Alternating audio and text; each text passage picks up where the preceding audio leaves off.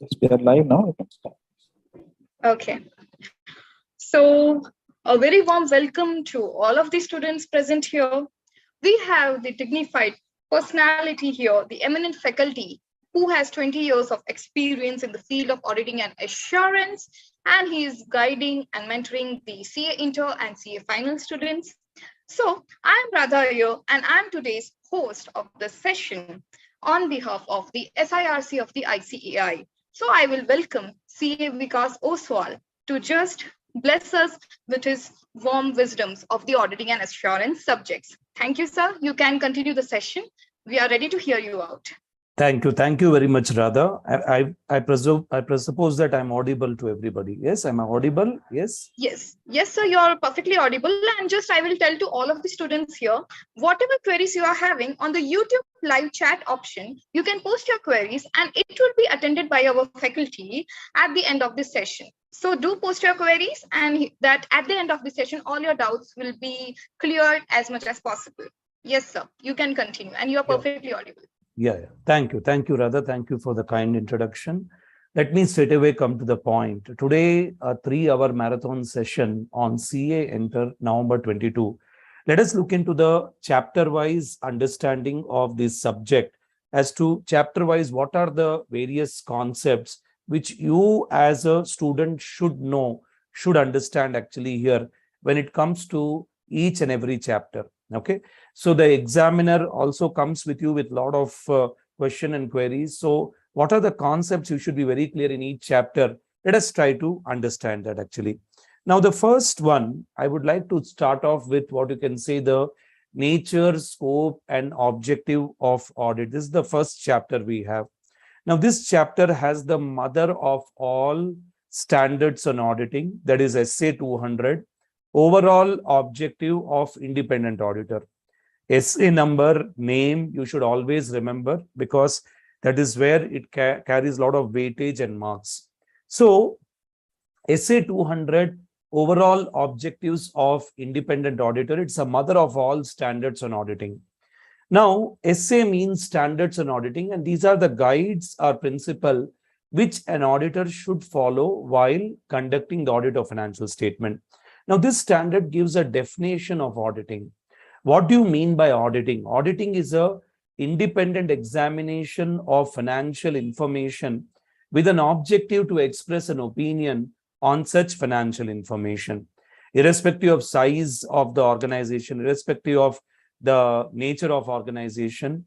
We talk about what you can say that this is nothing but actually it's an independent examination of financial information with an objective to express an opinion on such financial information. That is the thing actually here. So these are the patterns and factors you need to highlight, my dear soldiers. Okay. So I repeat again one more time. Whenever we talk about an independent examination of financial information, so it stands to be an independent examination, and that's the thing here. Now, financial information comprises of balance sheet, P&L. That's what it is. See, our role as an auditor is to examine the financial information. And what is my objective? My objective is to express opinion. Ultimately, you're aware there are two types of opinion: unmodified opinion and modified opinion. Now, what is unmodified opinion? It's a good opinion. And modified opinion means it's a bad opinion. Okay, that is the role of the auditor. Now, auditor has to satisfy himself that whether the accounts are prepared as per the entries which are given in the books of accounts. Second one, the entries in the books of accounts are supported by SAI, that is sufficient and appropriate audit evidence. None of the entries are omitted. What is not there in the books of accounts should not be shown in the financial statement. So auditor has to satisfy about all these things. Okay. Now, what is the objective of audit? First of all, as an auditor, I have to obtain a reasonable assurance that whether financial statements are free from material misstatement due to fraud or error. So he has to obtain a reasonable assurance. So auditor has to obtain a reasonable assurance. That's a requirement here. Now, reasonable assurance is a high level of assurance, like say till 90% of the accounts are correct. But it is not an absolute assurance. It's a high level of assurance. That is a thing actually here. Then auditor also has to check that whether the financial statements are prepared as per the applicable financial reporting framework. So he has to check that is it prepared as per applicable financial reporting framework. Applicable financial reporting framework means accounting standard. Next one, he has to communicate as per the standards on auditing. He also has to report as per the standards on auditing. See, entire audit is done using the standards on auditing. What are standards on auditing? These are the guidelines used by auditor to conduct an audit. That's the thing here. So please understand, when we talk about the objective is that one, to obtain a reasonable assurance whether financial statements are free from material misstatement and whether financial statements are prepared as per applicable financial reporting framework. And then you have to communicate accordingly, and also you have to report accordingly. That is how it is. Then next one, what are the limitations of audit? What are the various limitations of audit? Now, this is a question which is often asked by the examiner. It is one of the favorite question of examiner, limitation of audit. As I told you, audit cannot give a absolute assurance. It gives a reasonable assurance. So all the material misstatement related to fraud and error cannot be detected, cannot be rectified. That's the thing here. So when we talk about the limitation of audit, the first thing is that you look into the nature of financial reporting. You look into the nature of financial reporting. Why there is a limitation in audit? See, financial reporting is another name for accounting. What happens whenever you're doing accounting, sometimes there are some subjective decisions. Sometimes there are judgment involved in case of accounting estimates. Sometimes there are assumptions being made. So judgments, subjectivity, assumptions which are being made. What happens?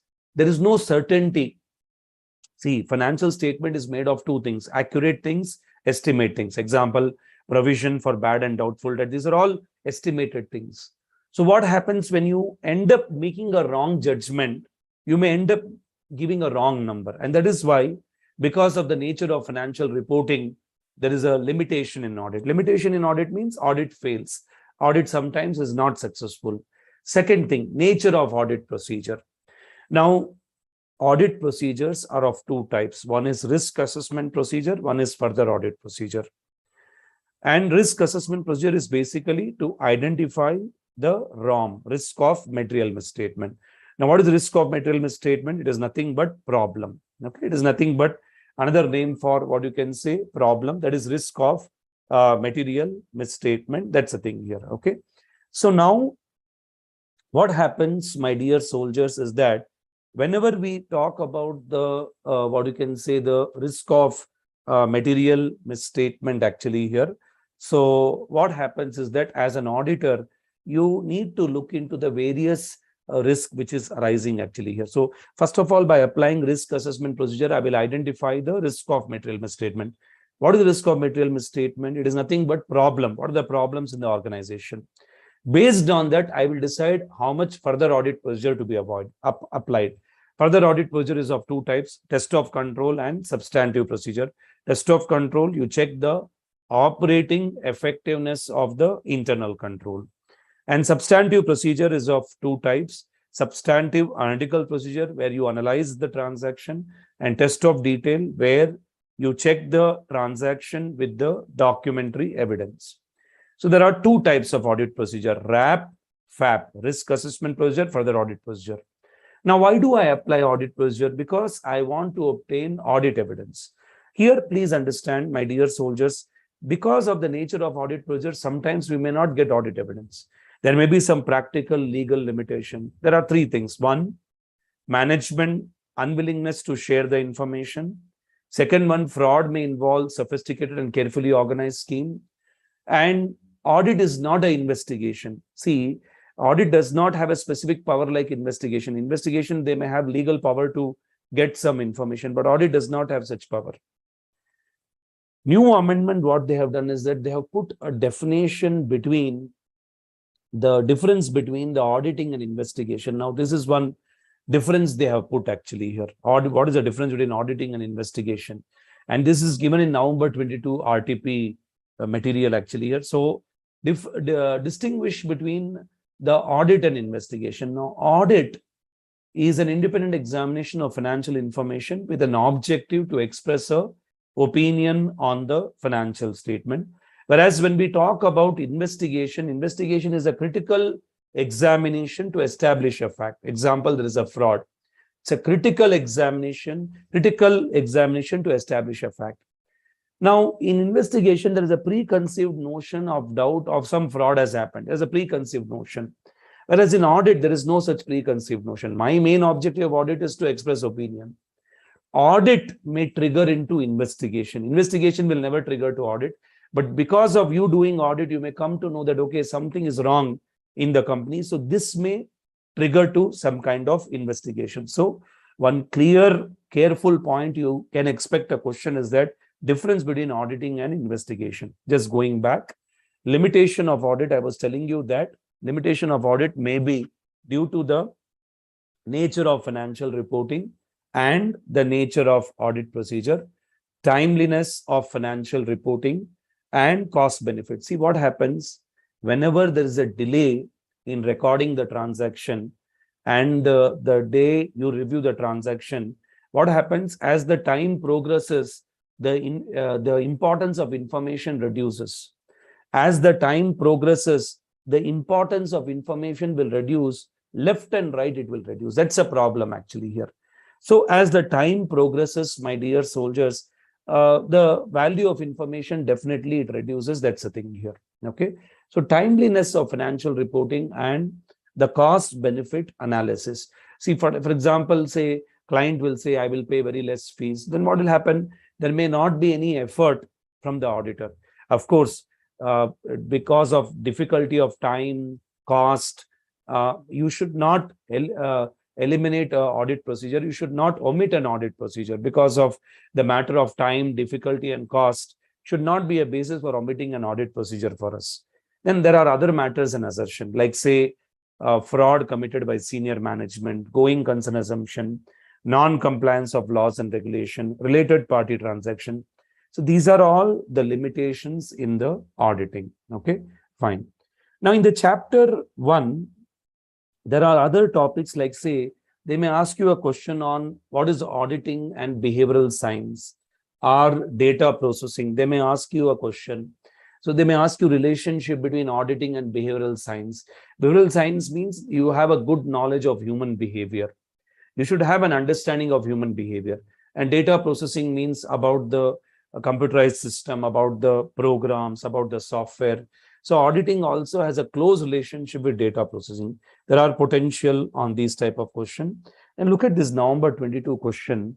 The auditor cannot be expected to disregard past experience of the honesty and integrity of entities management and those charged with governance. Nevertheless, a belief that management and those charged with governance are honest, have integrity does not relieve that auditor need to maintain professional skepticism. Explain. They may be honest. They may be having very high level of integrity. That does not mean that you stop being professional skepticism. Explain. Now, this is called as paragraph-based question. They'll give you a paragraph and they say, ask, explain. Whenever a paragraph-based question is given, you can copy the paragraph as it is. I repeat, you copy the paragraph as it is and start explaining. Here, what you will explain? Here, you will explain the concept of professional skepticism. You will explain. See, indirectly is asking that, what do you mean by professional skepticism? Earlier, they were asking direct question. Now, they are throwing a paragraph towards you and say, explain. He is indirectly asking you that, what is professional skepticism?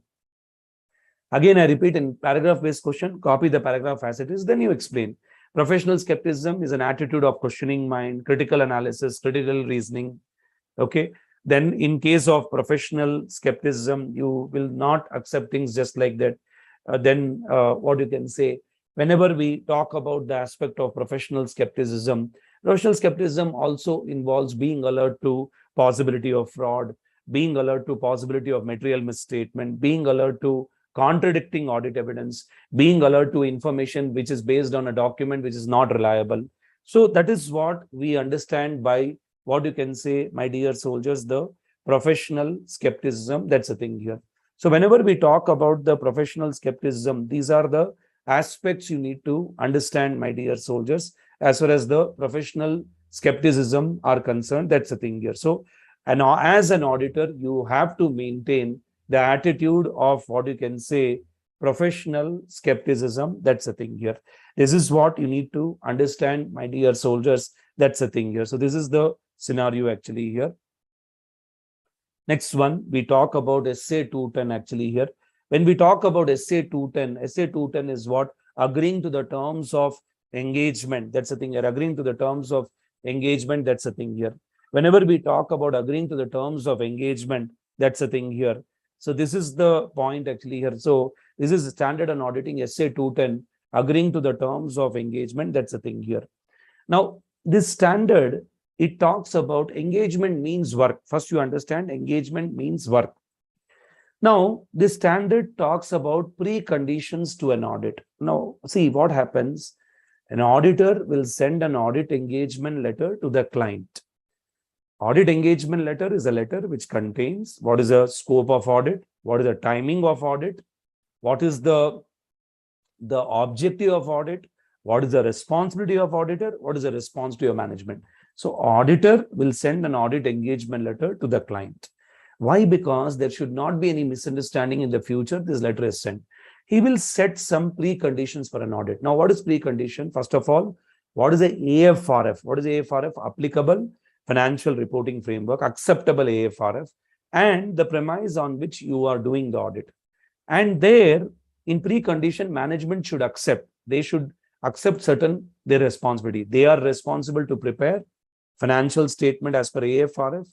They are responsible to design, implement, maintain internal control, and they should provide access to books, records to the auditor, to any person in the organization, to the auditor, or they should provide any additional information. These are the preconditions for an audit. Only when the client agrees to the preconditions of an audit, then auditor should continue the audit. Now, sometimes what happens, there is a case of recurring audit. Now, what is a recurring audit? Every year, it is the same auditor and same client.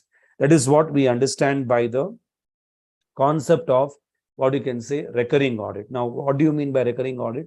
Whenever we talk about the recurring audit, my dear soldiers, in case of what you can say the recurring audit, my dear soldiers, that's the thing here. So now in such case actually here, so whenever we talk about what you can say, my dear soldiers, the recurring audit, every year you're doing the audit of the same client. Should I send audit engagement letter every year? Not required. But there are certain exceptions where in recurring or repetitive audit, you have to send the engagement letter. Change in senior management, change in governing body, change in laws and regulation, change in terms and conditions. So then also change in the reporting requirement, change in AFRF. Then where there is a misunderstanding between management and auditor, there you have to send a audit engagement letter, even in case of recurring audit. Finally, the standard ends with change of engagement. What happened? You send an audit engagement letter. The client, he said he agreed with the audit engagement letter. You started the audit. After 1 month, he comes back with a request that, sir, please, we want you to change the engagement. We want you to lower the level of assurance.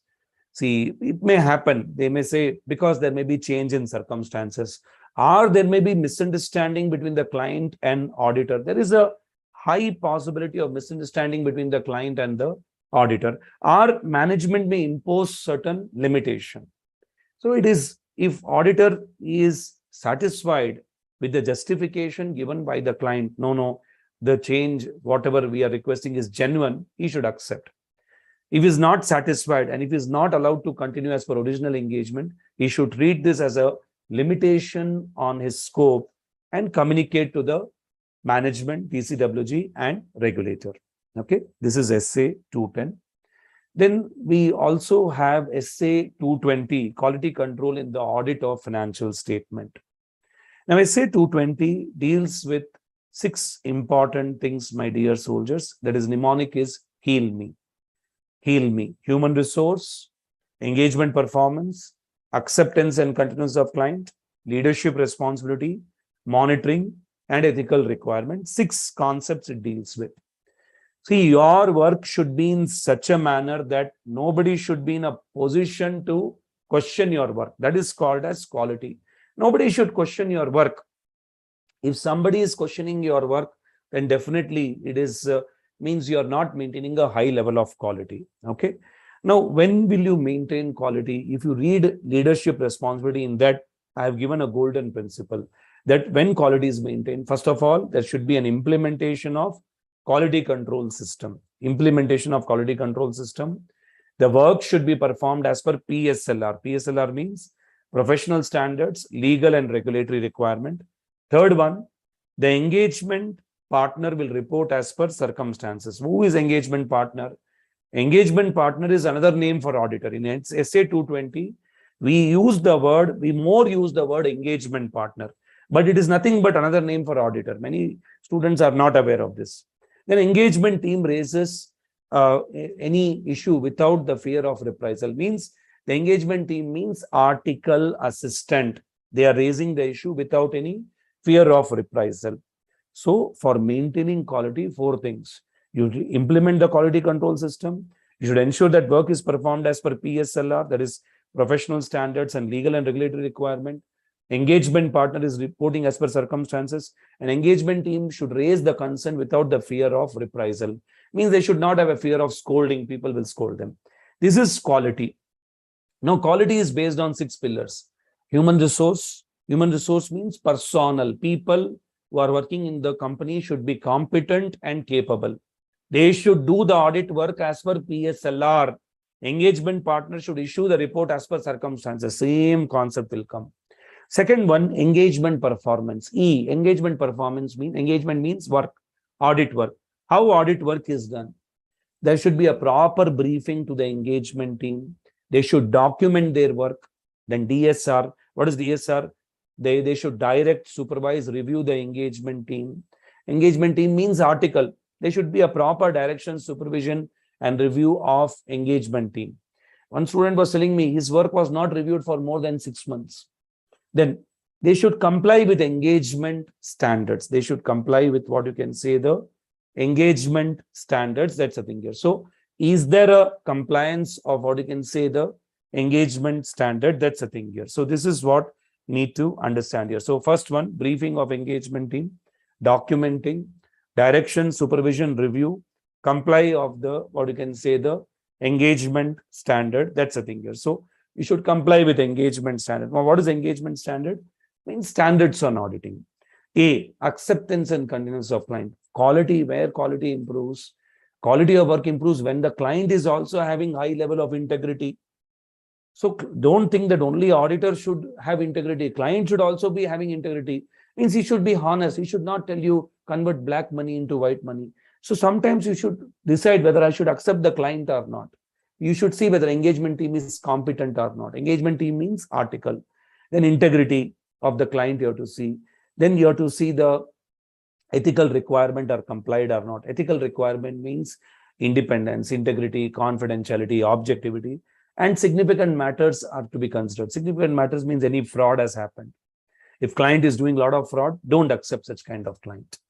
Leadership responsibility, already I told you, the pillars of quality, you should implement the quality control.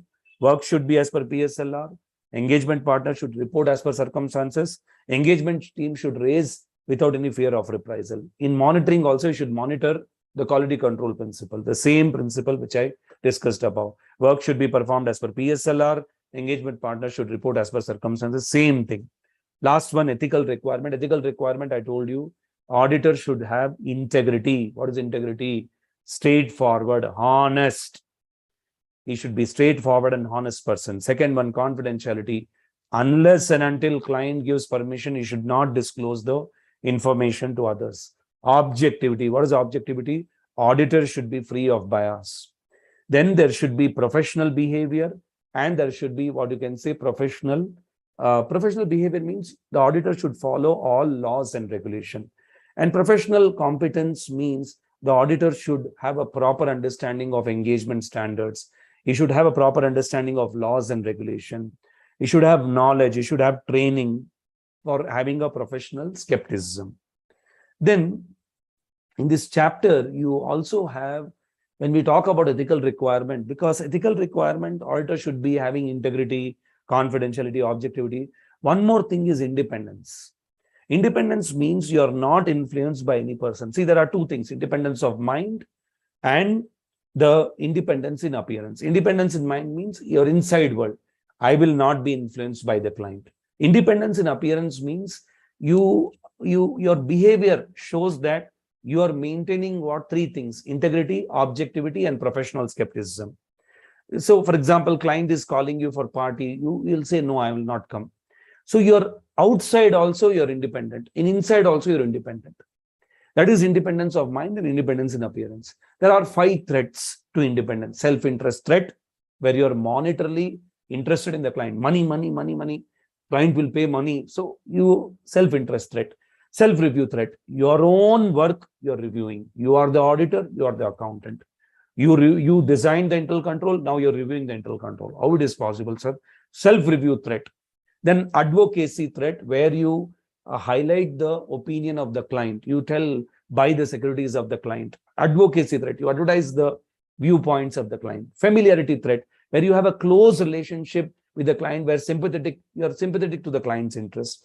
An intimidation threat, where client is preventing you to act with objectivity. Okay, that's the thing here. Now, so what are the safeguards against this threat? First of all, if the quality of audit has to go up, and if the public confidence has to go up, auditor must be independent. He must be independent. He has to follow 3 key principles: integrity, objectivity, and professional skepticism. IOP. Integrity, objectivity, and professional skepticism.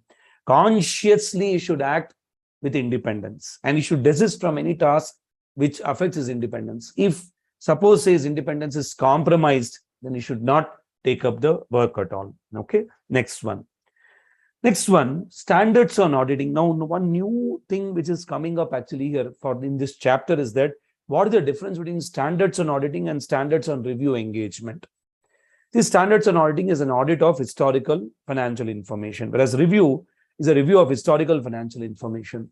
Please understand, audit covers yearly information. Review covers quarterly information. Audit is very detailed. Review is very brief. Now, this you can't write to get the marks. What you have to highlight? Audit, reasonable reduction of assurance engagement risk to an acceptably low level. Reasonable reduction of assurance engagement risk. Assurance is another name for audit. It's a broader name for audit. Engagement means work. Risk means problem. So you try to take a reasonable reduction of assurance engagement risk, means audit related risk. Risk means problem, to an acceptably low level. Whereas review of historical financial information, it provides limited assurance. See, audit provides reasonable assurance. This provides limited assurance. Reduction of assurance engagement risk to a level that is acceptable to the circumstances. So there are standards like, say, you have SRE 2400 engagements to review the historical financial statement, like that. So there are standards, and SRE is nothing but standards on review engagement. I repeat, standards on review engagement. This question is now heavily trending in RTP, MTP. Okay. 2 things, major change in this chapter is what? Difference between auditing and investigation, and difference between standards on auditing and standards on review engagement. So please expect them. Next one, second chapter. Second chapter talks about audit strategy, audit planning, and audit program. It talks about this 3 concepts. First of all, the chapter starts with a very important concept. What are the benefits of planning? Which they have asked many times in the exam. What are the benefits of planning? You can give appropriate attention to important areas, identify potential problems, organize the audit in an effective and efficient manner, selection of engagement team. So there may be, what you can say, selection of engagement team, then direction, supervision, review of engagement team. Engagement team means article, which article I should select for the particular audit. For example, it is a listed company, I will choose for experienced article. Similarly, and also ensuring coordination. So there are a lot of benefits of planning. Okay, appropriate attention to important areas, identify potential problems, organize audit in an effective, efficient manner, selection of engagement team, and what you can say, you also have what you can say, the direction, supervision, and review of the engagement team, and coordination. Engagement team means article. Now, in that, first you have overall audit strategy. See, there are three concepts we have discussed: overall audit strategy, audit planning, and audit program. What is overall audit strategy? It is nothing but it sets the scope, timing, and direction of audit. STD of audit: scope, timing, and direction of audit. Scope means what to check, timing, when to check, direction, how to check. Now, development of audit plan. So once you overall audit strategy is very helpful for a development of a detailed audit plan. So what is the difference between overall audit strategy and audit planning? Audit planning is very detailed, whereas overall audit strategy is very brief, very, very brief. Now, in overall audit strategy, what do? You identify the characteristics of engagement. You identify the characteristics of engagement. Engagement means work, as I told you. Ascertain the reporting objectives for the timing of audit. So what are the reporting objectives? What is the nature of communication? What is the auditor's professional judgment? What is the auditor's professional judgment you have to consider? You have to consider the results of preliminary engagement activity and nature, extent, timing of resources which are used. Here, nature, extent, timing of resources means articles. That's the thing here. Okay. So overall audit strategy deals with two things: STD of audit, scope, timing, direction of audit, and it acts as a basis for development of a detailed plan. For that, what you do, you identify the characteristics of engagement, reporting objectives, nature of communication, judgment of auditor, results of preliminary engagement activity, and nature, extent, timing of resources. Next one. Resources in specific audit area. Resources in what you can say the specific audit area actually here. So what are the resources you come across in specific audit area? And what are the amount of resources actually? That's the thing here. When these resources, how these resources are managed, supervised, and directed. That's the thing here. So now what happens is that resources in specific audit area, amount of resources, when the resources and how the resources are managed, supervised, and what you can say they are directed actually. That's the thing here. So resources means article. So how many resources you want, when you want the resources, and how resources are managed, supervised, and directed. After overall audit strategy, the next stage is audit planning. Audit planning is all about audit procedure. Whenever I talk about audit procedure, you should not forget the risk assessment procedure and further audit procedure. RAP as per SA 315, FAP as per SA 330. Okay. So in audit plan, it's all about detailed audit procedure, and planning will always be a continuous process. It is not a discrete phase of audit. It is rather a continual and iterative phase of auditing. Then auditor should also have a good knowledge of client's business. He should have a knowledge of the industry in which he operates. What are the regulatory requirements applicable? What are the nature of entity? What is the entity's selection and application of accounting policy? Objectives of the entity, strategies, measurement of entity's financial performance. So entire knowledge an auditor should have about the client's business. It's must and mandatory. Then one very important question which they are asking nowadays is what? Explain the factors which govern the nature, extent, timing of direction, supervision, review, DSR of ET, direction, supervision, review of engagement team. So what are the factors which governs the nature, extent, timing of direction, supervision, review of the engagement team? So here what you consider, my dear soldiers, you consider the size and complexity of entity. Second one, area of audit, risk of material misstatement, competence and capability of the engagement team. That's the thing here. So what do you have, my dear soldiers? The size and complexity of the entity, area of audit, risk of material misstatement, competence and capability of the engagement team. So these are the four things which we come across actually: size and complexity of entity, area of audit, risk of material misstatement, competence and capability of the engagement team. Okay, this is what we understand in nature, extent, timing of direction, supervision, review of the engagement team. That's the thing here. So these are the pointers actually here. Very, very important question. Then third stage is audit program. Now audit program, basically it contains verification procedures to obtain SAI to draw a conclusion for the purpose of giving opinion. So audit program is how to implement a plan. See, it starts with overall audit strategy. Overall audit strategy talks about scope, timing, and direction of audit. It is very brief. Based on overall audit strategy, you develop a detailed audit plan, which is made of RAP and FAP.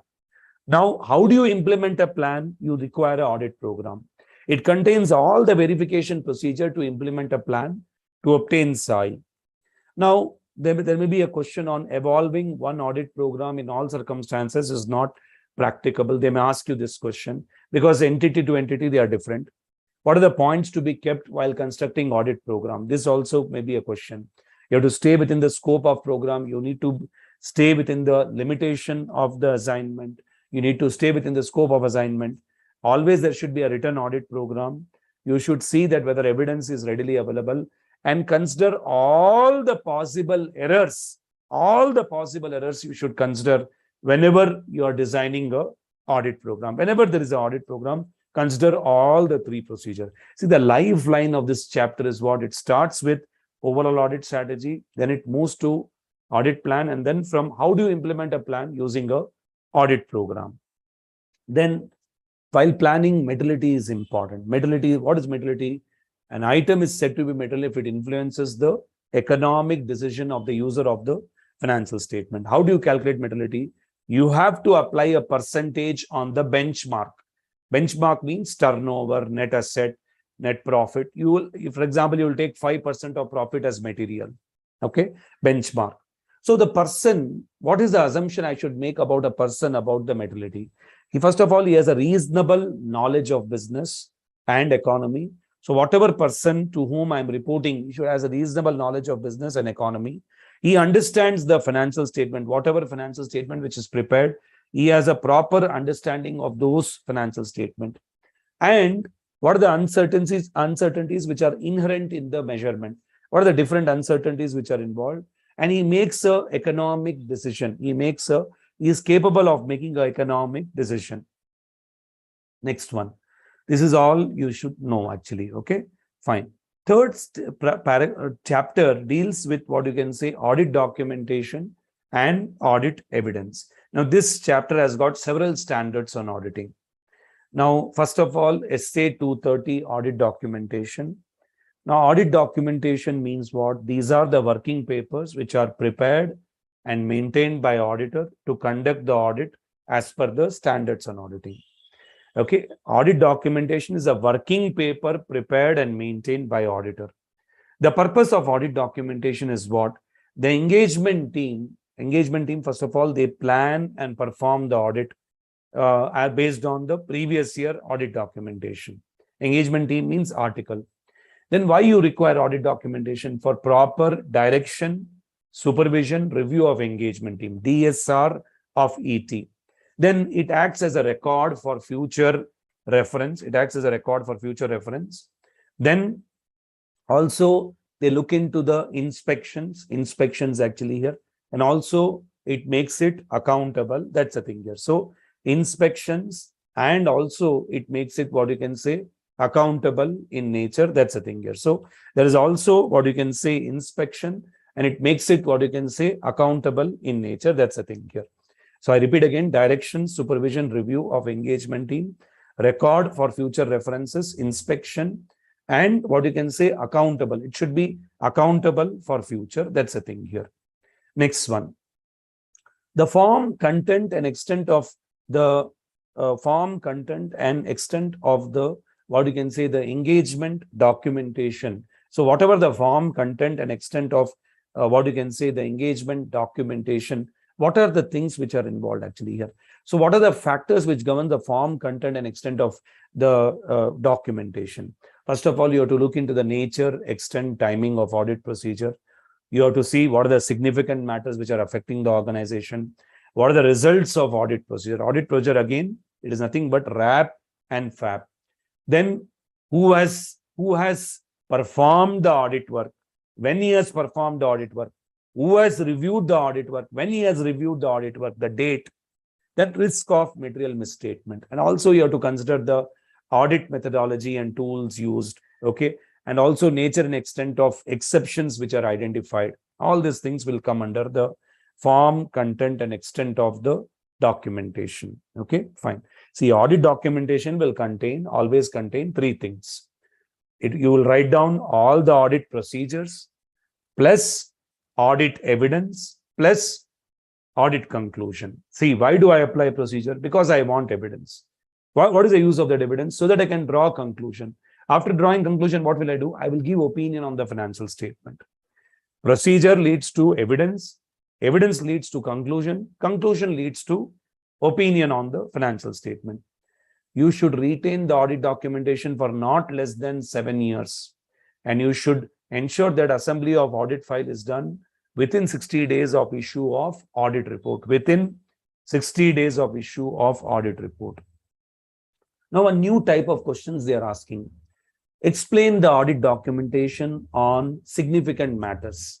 How do you do the documentation of significant matters? Significant matters means fraud. Any fraud has occurred in the company. Now, first of all, you will highlight what results of audit procedures, need to revise the ROM, and significant difficulty while doing audit. So, what are the significant matters they have given? You have to document the results of audit procedures, need to revise risk of material misstatement. Risk of material misstatement means problem. And for example, the problem in the organization has increased. Problem could be inventory is stolen, asset is stolen, cash is misused. These are all several problems. Not recording a transaction is also a problem. And then, what are the significant difficulty? What are the significant difficulty which are involved? Even that also you have to highlight here. Further, as an auditor, you should also document professional judgment. Now, this is a new type of question coming up. How do you document the professional judgment? What is the rationale behind the judgment? What is the basis for judgment? What is the assumption for the auditor's conclusion? You have to document three things: rationale behind auditor's judgment, basis for auditor's judgment, and assumptions for the auditor's conclusion. You have to highlight these various things actually. Then next one, you have standard SA 500 audit evidence. What is audit evidence? Audit evidence is a information used to draw the conclusion. I repeat again, audit evidence is the information used to draw the conclusion. They may ask you a question, explain how do you ascertain the reliability of audit evidence. Audit evidence is reliable if it is obtained from independent source outside the entity. Audit evidence is reliable if it is in a written form than an oral form. Audit evidence is reliable if it is original document than a photocopy or a facsimile copy. Audit evidence is reliable if it is obtained directly by the auditor than through the client. Internal audit evidence is reliable if the internal controls are operating effectively. If the internal controls are operating effectively, that's the thing here. So these are the pointers you need to understand actually here.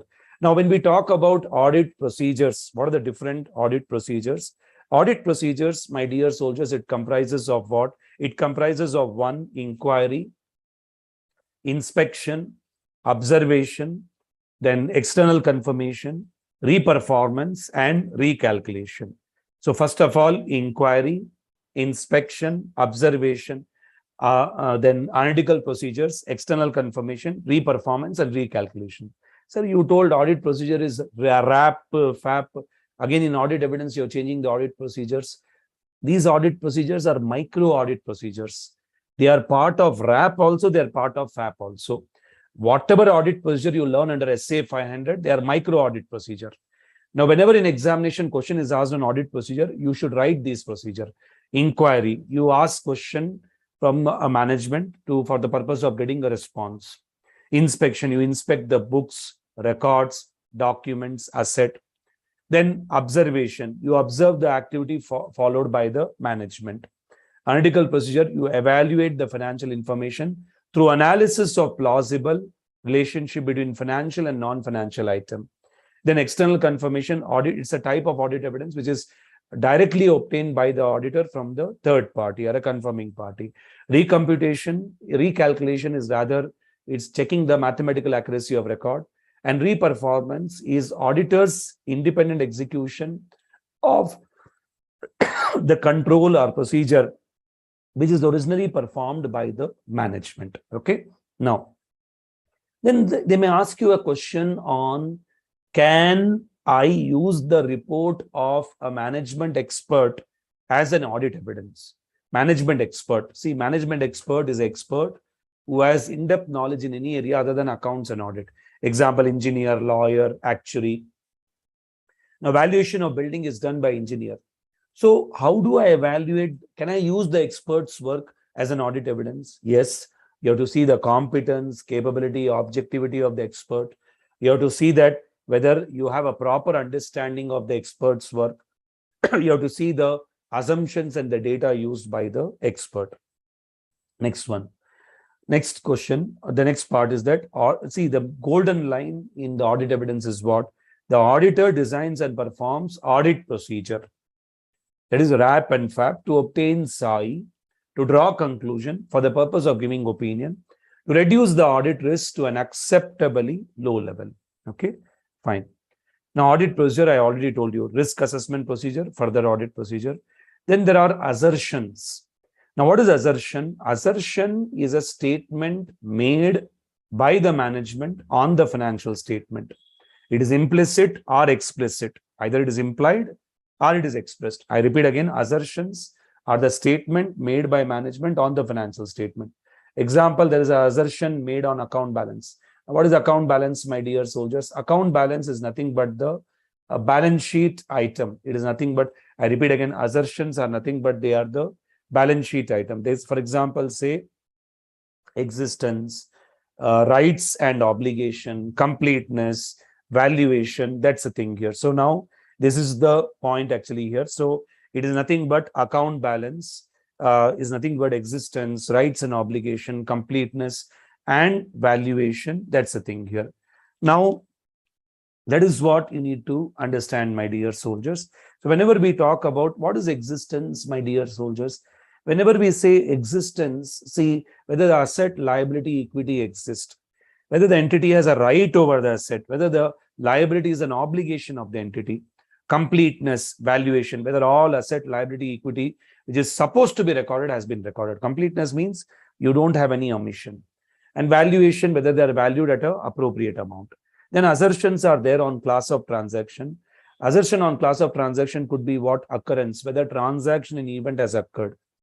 And next one, my dear soldiers, is what you can say completeness, whether transaction in event which is supposed to be recorded has been recorded. Completeness means you will not have any omission. Then accuracy, whether transaction in event are recorded at a proper amount. Then cutoff, whether transaction in event are recorded in a proper accounting period. And classification, whether transaction classification, the transaction event are taken in an appropriate account. Then assertion will be on presentation and disclosure. Presentation and disclosure, like say occurrence, rights and obligation, then completeness, classification and understanding, and also accuracy and valuation. So these are the various assertion. Assertion on account balance, AB. Account balance means balance sheet item. Assertion on class of transaction, P&L item. Assertion on presentation and disclosure is notes to accounts. Okay, it is notes to accounts. Now further, this chapter talks about SA 580 written representation. What is written representation? It's a written statement made by management. It's a written statement made by management, and it provides a necessary audit evidence. It is a necessary audit evidence and not a SAI. It is a NAI but not a SAI. NAI means necessary audit evidence, and it is not a sufficient and appropriate audit evidence. So written representation is a written statement made by management to confirm certain matters and to support certain audit evidence. Example, what is the position of work in progress? We may not know. The management will give a written representation on that. Now you have to see the date of the written representation should be much more near or before the date of audit report. Period of written representation should be referred to all the periods covered in the financial statement. If the written representation is not provided, then you will discuss with the management. You will have a doubt on the integrity of the management. They are not providing written representation. You have to consider all the facts and then consider the implication on the audit report. Okay.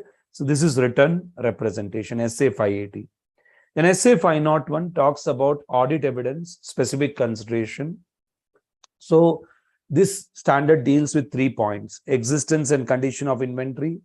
Then it also deals with the claims and litigation and segment reporting.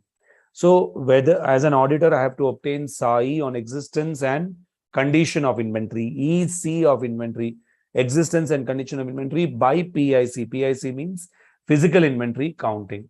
Physical inventory counting. You have to evaluate the management instructions. What are the management instructions for physical inventory counting? You have to see the test count. Also, you have to inspect the inventory. That's the thing here. And also examine the final inventory record. As an auditor, you have to observe. You need to do the observation of the inventory count by the management. And suppose, say, if the inventory is lying with a third party, then you as an auditor should obtain external confirmation as per SA 505. Then in this particular standard, they also talks about litigation and claim and segment reporting. What are the cases pending against the company? You have to discuss with the management and those charged with governance. And whatever segmental reporting is given, you have to obtain a SAI that this segment reporting is as per applicable financial reporting framework. Further, this chapter talks about standard SA 505, external confirmation. So external confirmation is a type of audit evidence which is directly obtained by the auditor from the third party. Now, there are 2 types of confirmation request: positive confirmation request, negative confirmation request. What is positive confirmation request? It's a confirmation request obtained from the confirming party, whether he agrees or disagrees with the balances. So whether he's agreeing or disagreeing, you obtain the confirmation from the third party. That's the thing here. So that is what we understand by the positive confirmation request. That's the thing here. So positive confirmation request means you are requesting the third party, confirming party, to respond whether they agree or disagree. In negative confirmation request, you are requesting the third party to respond only when they disagree. Only when they are disagreeing, you will ask them to respond. You will say, please respond only when they are, what you can say, my dear soldiers, disagreeing. And that's the thing here. So only when they are standing to disagree, and that's the thing here. So that is where, my dear soldiers, that's the thing here. So that is called as, what you can say, a negative confirmation request. Only when you disagree, then only you will obtain the confirmation from them. So this is the 2 things, my dear soldiers: the positive confirmation request and the negative confirmation request. That's the thing here. Then next one. So in this standard, what are the other things which we should keep in mind actually here? So also you have, so SA 505, see, you have to see what are the factors you consider for designing a confirmation request, from whom you are obtaining confirmation: trade receivable, trade payable, bankers, lenders, stock held by third party, investment held by third party, share application, money received. So you have to obtain confirmation from several people, not only debtors, creditors, but several people. Then SA 510 talks about opening balances. Here 2-3 lines are very, very important. See, first thing which you do in your articleship is that you check the opening balances. The auditor must obtain SAI. Auditor must obtain SAI whether the opening balances are materially misstated. SAI means sufficient and appropriate audit evidence. I repeat, auditor must obtain SAI whether the opening balances are materially misstated. Auditor must obtain SAI whether the closing balance of the prior period is properly carried forward as the opening balance of the current period, where the closing balance of the prior period are properly carried forward as the opening balance of the current period. Next one, auditor must obtain SAI whether the accounting policies are consistently applied in case of the opening balances. Auditor must obtain SAI on the opening balances by perusing. Perusing means going through deeply. By perusing the audited financial statement of the prior period. Next one, SA 550, related party. Related party transaction should be on an arm's length basis and it should be in the ordinary course of business. So related party transaction, whether it is on an arm's length basis, you have to identify the related party transaction by looking at income tax return, by looking at agreements, contracts with the management TCWG, by looking at agreements, contracts which are contradicting the laws and regulations. So these are the various factors you need to understand about the related party, and that's the thing here. So this is what you need to understand, my dear soldiers. That's the thing here. So now this is the point actually here. That's the thing here. So this is the point actually here. SA 550 related party. That's the thing here. Now in such case actually here, this is the point actually here. Whenever we talk about the related party, my dear soldiers, that's the thing is that this is the point actually here. So now in such case actually, this is the thing actually here. So whenever we talk about the related party, that's the thing here. Related party transaction should be on an arm's length basis in the ordinary course of business. Who are related party? Where they have a significant control or influence on the other party, where other party has a significant control and influence on the related party, close family members. So sometimes what happens, there is a fraud risk. Related party transaction may not be on arm's length basis. SA 560 subsequent events. Subsequent events are those events which occur between the date of financial statement and the date of audit report. I repeat again, subsequent events are those events which occur between the date of financial statement and the date of audit report. That's the thing here. And these are the events which occur after the date of audit report. That's the thing here. So I repeat again, subsequent events are those events which occur between the date of financial statement and the date of audit report. And these are those events which occur after the date of audit report. That's the thing here. This is what you need to understand about the subsequent event. That's the thing here. So subsequent event, my dear soldiers, these are those events. That's the thing here. That is what we understand by the aspect and the concept of what you can say the subsequent event. That's the thing here. Okay. So this is the point actually here. Now, subsequent event comprises of two types of event: adjusting event, non-adjusting event. What are adjusting events? Adjusting events are those events which provide evidence that the condition existed as on the date of financial statement.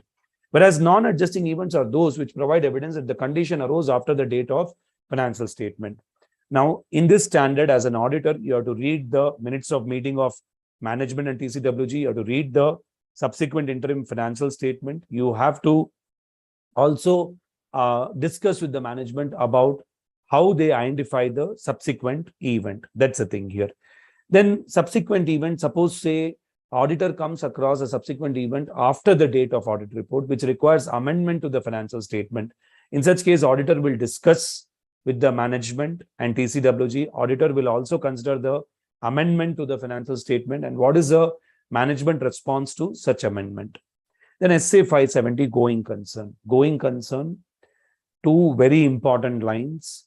The auditor must obtain SAI on the appropriateness of management use of going concern for the going concern basis of accounting for the preparation and presentation of financial statement. Next one, auditor must obtain SAI on significant on material uncertainty which cast a significant doubt on entity's ability to continue as a going concern. Very important lines. Very important lines. And also remember the indicators, financial indicators, operating indicators, and other indicators. Financial indicators, adverse financial ratio, then non-renewal of the loan amount actually here. Then short-term funds you applied for long-term purposes actually here. Then this is what we understand by the financial indicator. Other indicator, operational indicator is strikes, lockouts, labor difficulty, and then other indicators, change in government policy, change in laws and regulation. You should remember these indicators which affects the going concern. Then you have SA 580. This I think already we have discussed. This standard, this again placard is being repeated again. Okay. Now here after chapter 3, 4 and 5, I think it is in the other PPT actually. No problem actually. I'll tell you the chapter 4 important summary actually here. Chapter 4 deals with the internal control and risk assessment.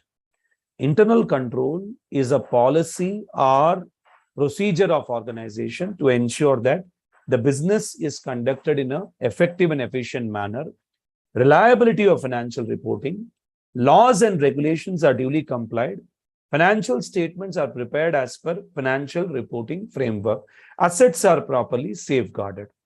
Internal control has got 5 components: control activity, risk assessment procedure, information processing and control, monitoring of control, entity, and the control environment. Control activity deals with they are referred to the policy and procedure of management to achieve a particular objective. It deals with authorization, recording, updating of transaction. It deals with segregation of duty. Control activity deals with performance review, physical control over the asset, and the general IT control and the application control.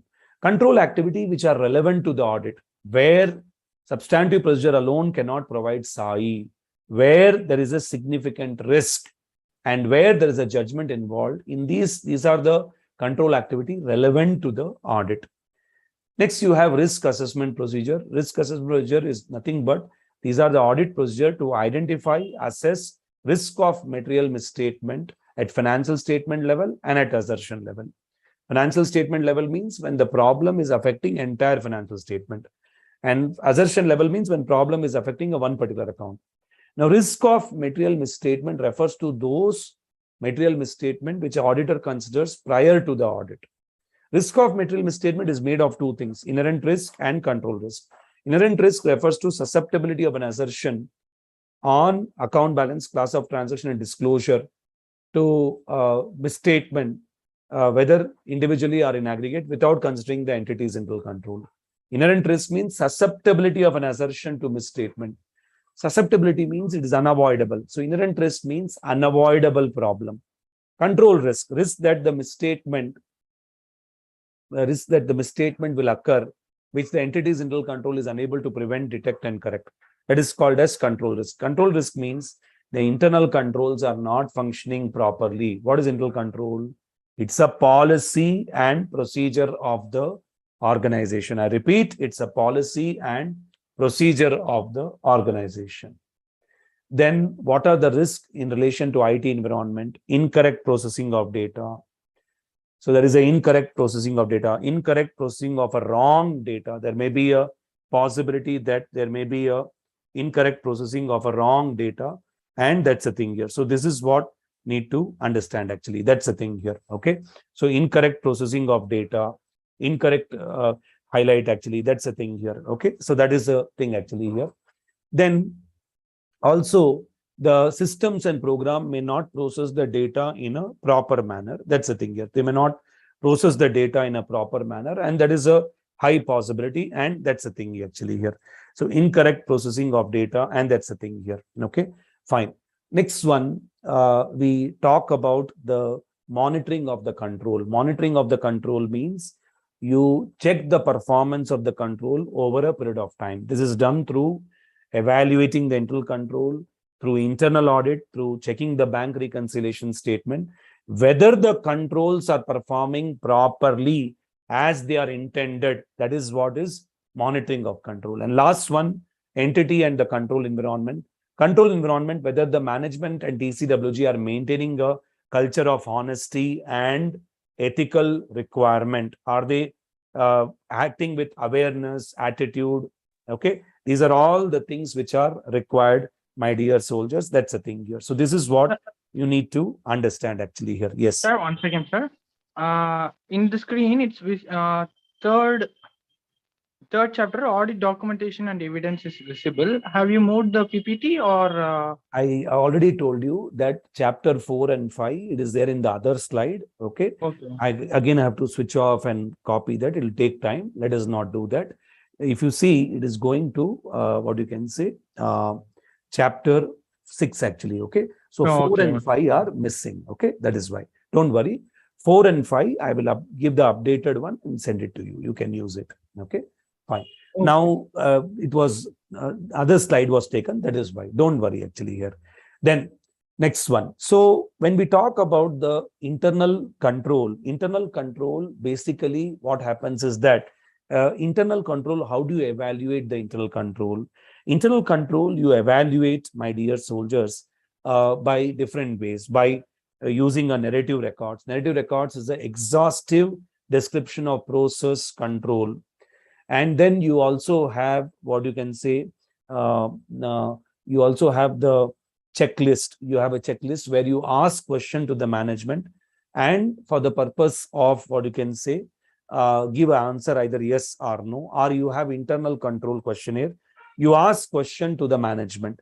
See, checklist, you will ask question to the audit staff. In internal control questionnaire, you ask question to the management. So you have internal control questionnaire, you have checklist, you have flow chart, you have narrative records. Narrative records will give a diagrammatic or graphical representation of the process. Okay, that is chapter number 4, internal control and risk assessment. Okay, then next, chapter number 5. Chapter number 5 talks about fraud. Fraud is an intentional act by management, by those charged with governance, by employee, by third party, in order to deceive and take illegal advantage of the situation. That is what we understand by the chapter of fraud. Now, fraud, the management is responsible to prevent and detect the fraud. They are asking a question on this. What are the responsibilities of management in relation to fraud? They should have a policy of fraud deterrence. They should tell that fraud should not occur, and they should communicate this policy to all the staff within the organization. Next one, what is the auditor's responsibility in relation to fraud? Auditor should obtain reasonable assurance whether financial statements are free from material misstatement due to fraud or error. There is an unavoidable risk that the misstatement due to fraud may not be detected, even though audit is properly planned and performed as per the standards on auditing. Then the fraud involves sophisticated and carefully organized scheme to conceal its existence through forgery, collusion, and intentional misrepresentation. Auditor should act with professional skepticism. He should show an attitude of professional skepticism. Auditor should act with the attitude of professional skepticism while detecting the fraud. Subsequent discovery of misstatement due to fraud does not by itself indicate that whether the auditor has complied with the basic principle governing an audit. Then, my dear soldiers, we also highlighted about this actually here. As an auditor, yes, so you as an auditor, what are the other important aspect actually here? So as an auditor, there are two types of fraud: fraudulent financial reporting. Second one, misappropriation of asset. I repeat, fraudulent financial reporting, misappropriation of asset. Financial reporting is another name for accounting. It's nothing but fraudulent accounting. Fraudulent financial reporting means intentional omission of amounts and disclosure, or intentional misstatement of amounts and disclosure, intentional omission of amounts and disclosure, and intentional misstatement of amounts and disclosure. That's the thing. That is what we understand by fraudulent financial reporting. I repeat, fraudulent financial reporting means intentional misstatement of amounts and disclosure, intentional omission of the amounts and disclosure. That is what we understand by the fraudulent financial reporting. That's the thing here. Okay.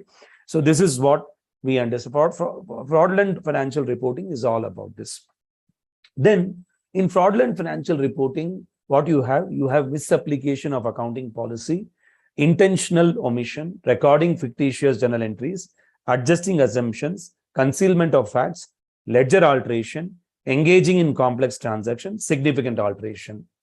In case of misappropriation of asset involves theft of asset. It involves theft of asset which is small in value or immaterial amount by an employee. So causing to pay for goods and services not received, using the asset for personal purposes, pilferage of stock, embezzling of receipt, and stealing of asset or theft of asset or intangible asset is all example for misappropriation of asset.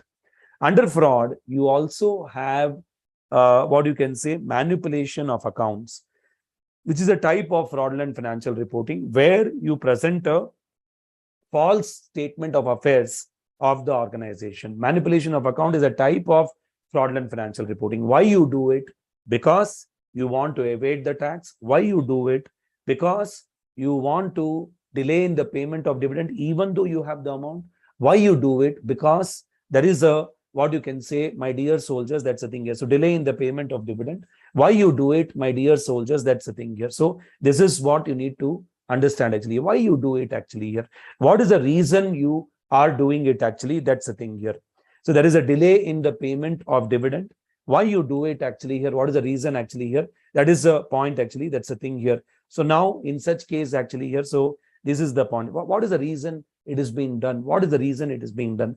Why there is a delay in the payment actually? That's the thing here. So this is the point you need to understand actually. That's the thing here. Okay. So because to get a managerial remuneration, even though there is no profit, to get a managerial remuneration and bonus. Then there is a fraud reporting under CARO 2020. Fraud reporting, when a fraud is committed by the company or fraud is committed by employer officer on the company. So you're reporting on in ADT 4 to central government. If the amount of fraud is 1 crore or more, that should be highlighted here. Then fraud reporting under section 143.12, when an employee or an officer of a company commits a fraud on the company and the amount of fraud is 1 crore or more, you should inform central government in ADT 4. 4 things you should inform: nature of fraud, amount involved, parties involved, and action taken by the board of directors and audit committee members. See, within 2 days of becoming aware of the fraud, you should inform the fraud to the audit committee and board of directors. They should take action within 45 days. And auditors should inform central government within 60 days of becoming aware of the fraud, or within 15 days of take action taken by board of directors or audit committee members, whichever is earlier. Then where auditor is unable to continue due to unusual circumstances, in such case, he should consider his professional responsibility. He should communicate to management, TCWG and persons appointing him, withdraw from the engagement if it is legally permitted, and give reasons for such withdrawal. Okay, that's the thing here. So chapter 4 and 5, the PPT part was missing. Maybe it was in the other PPT. That is why. Okay, so I'm sorry for that actually, but I hope this has been useful for you. Now, chapter 6 talks about automated environment. What is automated environment? It refers to process, operations, and decision-making. Accounting is done by an information system or computerized system. I repeat again, automated environment means the process, the operation, the decision-making. Accounting is done by the information system. It is done by the information system. What are the key features of automated environment? There is a faster business operation. There is an accuracy in the processing of data. There's a large volume of data is processed. Better security is provided, and it is less prone to human error. It provides a latest information. It gives the latest information is given under the automated environment. So you are getting a latest information. Then IT relevant for an audit. IT relevant for an audit. That is, what is the information technology relevant for an audit? So first of all, there is an increased use of system software and application software. System software means your iOS, your Android, Windows, Linux, Unix. These are all system software. Application software is your the various software and applications which you are using on your mobile or in your system. Tally is an application software that way. Now, what is the complexity? Because of the increase in the complexity of business like e-commerce, because of the high-tech nature of the business, for example, telecommunication, because of the company policy and laws and regulation, there is a regulatory requirement. Because section 143.3 also highlights that you have to check the internal financial control. Internal financial control and internal control are one and the same. If question is asked on internal financial control, only difference is that internal financial control is used in company audit, whereas internal control is used only in the standards on auditing. Otherwise, they are same. They are policy, procedure to ensure that business is conducted in an effective, efficient manner. Laws and regulations are complied. Financial statements are prepared as per financial reporting framework. Assets are properly safeguarded. Then next one, you have to understand and document under automated environment. I repeat again one more time. Understand and document under the automated environment. That's the thing here. So here, please understand that you have to understand and document under automated environment. That's the thing here. So in this case, what you have to see, you have to, first of all, see the information system which is being used. What is the information system which is being used? What is the purpose of that information system? Are you using a cloud server based? Are you using a client server based? Are you using a standalone systems? What is the information system? What is the purpose? What is the location of IT system? For example, your server is outside India. Next one's architecture. Architecture, as I told you, it could be a client server based or a cloud server based. Now everything is shifted to cloud. Then what is a version? Is it a latest version? What are the interfaces you're using? LAN, WAN, the network, what you're using, in-house. Are you using an in-house application? Are you using a packaged application? In-house application means software which is developed within the organization. Packaged application means what you purchase, like Tally, you purchase Zoho, you purchase it. Then is it an outsourced activities? That also you have to check. Whether it is an outsourced activity, that also you have to examine. Is it an outsourced activity? Then next one is what you can say, risk in IT. What are the risk in the information technology, my dear soldiers? Risk in IT. First of all, there is an inaccurate data processing. There's an inaccurate data processing. That's a thing here. Next one, there is unauthorized access to data. There's unauthorized access to data. Next one, there is a direct data changes. Then there is an excessive access. Then there's a lack of segregation of duties. There is unauthorized changes. And there is a loss of data. That's the thing here. Now, risk in IT is what? First of all, inaccurate data processing, unauthorized access to data, direct data changes, excessive access, lack of segregation of duty, unauthorized changes to data, and there is a loss of data. These are the risk in IT. Then when we talk about controls in IT, there are three types of control: general IT control, application control, and IT dependent control. General IT control, IT means information technology. General IT control means these control, they support the functioning of several applications and several application control. See, application means software.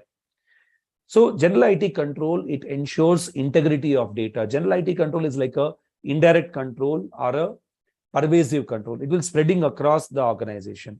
So general IT control, it is an outside world of the computer. For example, entry to the data center is restricted to a authorized person.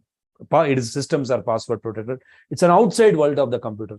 General IT control are of different types. They are data center and network operation control. Data center network operation, are you taking proper backup? Are you having business continuity plan? Are you having a proper monitoring system for network, monitoring system for data center? Are you having a proper help desk function? Are you documenting the requirement? And second type of general IT control, you have access control, data security, program security, system management, security management. Then program change, whether any program change is authorized, is there an emergency changes, minor changes, whether the program change management are taken into consideration. And application system development and maintenance control. Whenever a new application is developed or acquired, what are the things to be considered? So general IT control is more of a outside world of the computerized system, whereas the application control is the inside world of the computer. Now, there are different application. Application means software. So application could be manual, it could be automated. There are controls which are developed within the, which are embedded in the application control, which are automated in nature. That's the thing here. Okay. And next one, you have a IT dependent control. IT dependent control is a combination of a manual control. It's a combination of manual control as well as report generated by the IT system. Now, application control example could be user limit check, reasonableness check, actually, the range check, actually, okay, whether the input data is authorized properly. These are all application control. Sequence number check, they're all application control. Then data analytics. Data analytics is what? It's a combination of tool, technique, and process to obtain a meaningful information for the completeness of data and selection and reperformance and fraud. So I repeat again one more time. It's a combination of tools, techniques, and processes to obtain a meaningful information for the completeness of data, selection. So it is used for selection of data, selection of sample, reperformance, any fraud or any journal entry, to analyze any journal entry. There we use data analytics. Whenever you use data analytics in audit, it is known as computer assisted audit technique. I repeat again one more time. Whenever you're using data analytics in audit, it is known as computer assisted audit technique. That's the thing here. This is what is audit under the automated environment. Then next one, you have what you can say SA 530 audit sampling. SA 530 audit sampling, my dear soldiers, what is audit sampling? SA 530 talks about that. It's an application of audit procedure to less than 100% of transaction is called as audit sampling. I repeat again, application of audit procedure to less than 100% of transaction is called as audit sampling. What are the approaches in sampling? There is a statistical approach. There is a non-statistical approach. Statistical approach means you're using random selection technique, you're using probability theory, and you're measuring the sampling risk. I repeat, random selection technique, usage of probability theory, and measurement of sampling risk. Non-statistical approach, you're using your own personal experience, knowledge in selecting the sample. Statistical approach is more scientific, more objective, more mathematical, whereas non-statistical approach is biased. There's a personal bias involved. It is neither objective, neither scientific. Then you have sample design. Now, what is sample design? Sample design means quality of sample. I repeat, it's a quality of sample. So, in sample design, what happens? What is the purpose of audit procedure?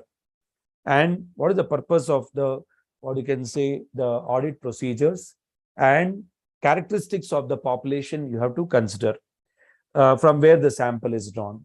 So what is the specific purpose you want to achieve and what procedure you should apply to achieve that purpose? That is what you decide in sample design. Sample design is quality of sample. What purpose you want to achieve and how, what is the procedure you will apply to achieve such purpose? So in audit design, sample design, what it contains, the purpose of audit procedure and what are the characteristics of population from which the sample is drawn. Now, always understand the audit effort is directed towards high value item. That's the thing. It is always directed towards high value item. It involves what you can say stratification and value weighted method. I repeat again one more time. It involves what you can say stratification and value weighted method. That's the thing here. So this is what two things it is involved here. One is the stratification and value weighted method. That's the thing here. So this is what you need to understand here. That's the thing here. So now in such case, what happens is that stratification and value weighted method. That's the thing here. Now, what do you understand by stratification? Stratification means, that's the thing, is nothing but it's a division of population. Stratification is all about what you can say division of population into subpopulation or strata. See what happens. You have a total number of transactions. You stratify the population. You divide the population with a specific characteristics. Each divided part is called as stratum. Now, this will reduce the variability in the population. See, our audit effort is directed towards higher value item. Whereas value weighted, what happens? The sample selection, the sample size, and the sample results, they are all measured based on monetary item. That's the thing here. That is what you need to understand actually here. Then next one, my dear soldiers, the next important thing is what come on? Factors influencing the sample size for the test of control. What are the factors which are influencing the sample size for test of control? Now, before that, you have sample size. Sample design, you understood. What is sample design? Quality of sample. How do you decide the quality of sample? Through stratification or value weighted. Value weighted, what happens? The sample size, sample selection, sample result, they are all measured on monetary item. Value weighted is also known as monetary unit selection. Next one, after sample design, you have sample size. See, sample design is all about quality of sample, whereas sample size is all about the quantity of sample. Here you determine the sample size to reduce the sampling risk to an acceptably low level. You have to reduce the sampling risk to an acceptably low level. Now, what is sampling risk? Sampling risk is a situation where the conclusion on the audit sample is not same the conclusion on the audit population. So when the conclusions of audit sample and audit population are not same, that is called as sampling risk. So you end up giving a erroneous conclusion. So in order to reduce the sampling risk, I need to increase the sample size. So sample size and sampling risk, they always go hand in hand. Now, what are the factors which influence sample size for test of control? Test of control means it is a type of audit procedure which checks the operating effectiveness of internal control. Suppose, say, if I want a lower assessment of ROM, ROM means problem. I want lower problem, I need to increase the sample size. Similarly, I want a higher reliance on internal control, then I need to increase the sample size. And if there is a high tolerable rate of deviation, then the sample size will be smaller. If there is a high expected rate of deviation, then there will be a higher sample size, bigger sample size. Okay, see, always understand that whenever something goes wrong in internal control, we say there is a deviation in the control. We never say there's a misstatement in the internal control. Because what is internal control? It's a policy and procedure of organization. Whereas whenever there is some mistake in the transaction, we say there is a misstatement in the transaction. There stands to be a misstatement in the transaction. Next one, selection of item. Whenever we talk about selection of item, you have what you can say selection of item, my dear soldiers. You have random selection technique. You have systematic selection technique. So you have different selection technique, my dear soldiers. That's the thing here. So I repeat again one more time. Random selection technique, you have systematic selection technique, or you have interval sampling. That's the thing actually. So you have, I repeat again, random selection technique, you have systematic selection technique, you have interval sampling. You also have what you can say, my dear soldiers, the stratified selection technique. Now, what is random selection technique? See how you should select a sample where every sampling unit has an equal chance of being selected. So random selection technique, you select a sample using random number table. Now, what is a random number table? It's a mathematical table generated by the computer, by a software. Then systematic selection technique or interval sampling. What does it mean? The total audit population is divided by sample size. I repeat, the total audit population is divided by sample size to arrive at the sampling interval 5, 10, 15. If there are 10,000 sampling unit, you divide by 500 sample size. So 10,000 divided by 500, you get 20. Every 20th item you're selecting. Then you have systematic selection technique. Systematic selection technique, basically what happens is that you have stratified selection technique. Stratified selection technique, similar to stratification, you divide the population into stratum, subpopulation. Then you apply random selection technique to select a sample. Then block selection. Block selection refers to, you refer to when you select a block of item which are contiguous in nature. Block of item contiguous in nature means continuous in nature. 21, 22, 23, 24, 25. Continuously you select. When you select the item continuously, they are called as block sampling. So when you select the item continuously in nature. Then haphazard sampling. You have what you can say haphazard sampling. Haphazard sampling, what happens? Every item has an equal chance of being selected. That is what we understand by haphazard sampling. That's the thing here. So whenever we talk about haphazard sampling, my dear soldiers, haphazard sampling refers to what you can say, that's the thing here. So first you have block sampling, you have haphazard sampling, that's the thing here. So whenever we talk about haphazard sampling, it is not a structured selection technique. Every item has a equal chance of being selected. You will select 23rd item, 87th item, 29th item, 50th item. This is exactly opposite to systematic selection technique. 5, 10, 15, 100, 200. Okay. Then monetary unit selection are value weighted. I told you your sample size, sample selection, sample results, they are all measured using monetary item. Then lastly, evaluating the results of audit sampling. First of all, you should see the results of audit sampling and whether the use of audit sampling is giving a reasonable basis to draw the conclusion. Is it giving a reasonable basis to draw the conclusion?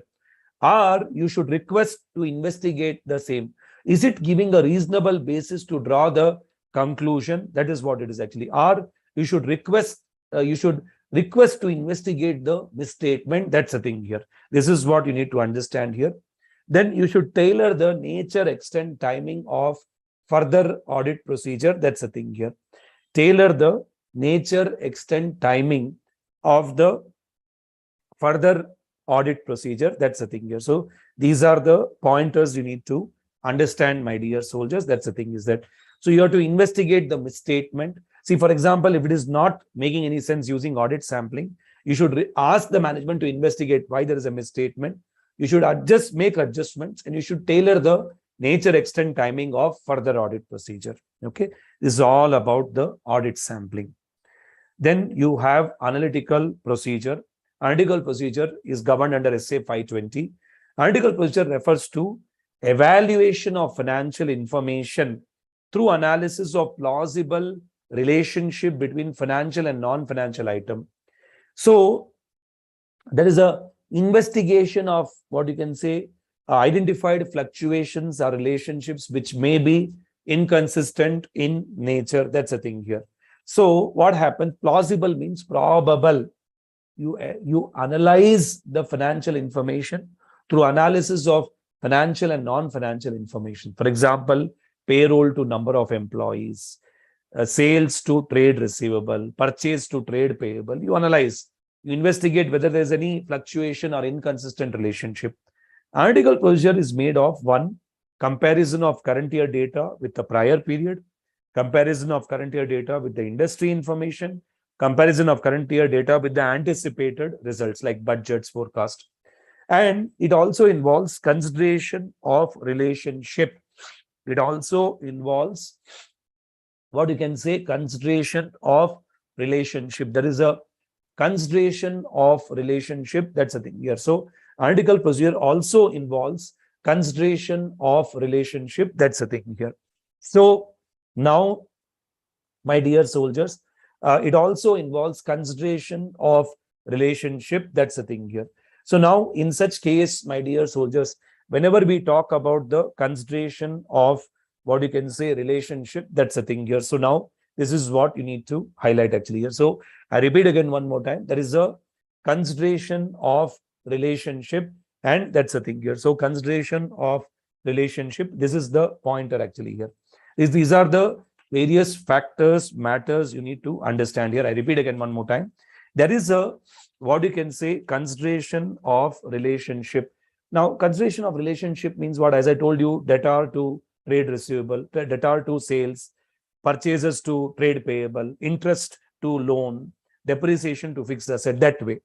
Now, next one, like gross margin ratio is an example, consideration of relationship. Now, what is the objective of analytical procedure?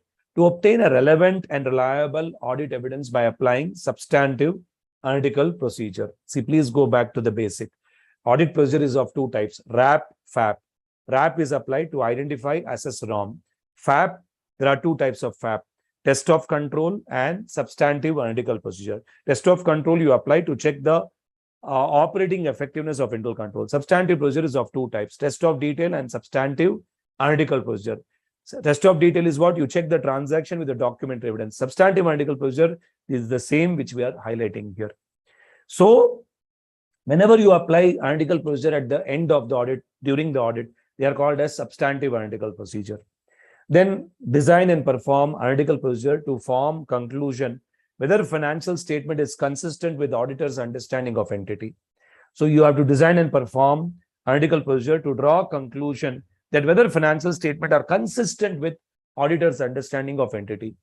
Now, analytical procedure is also used for planning. It is used as a risk assessment procedure to identify the potential risk and to the aspect of any entity which auditor was unaware.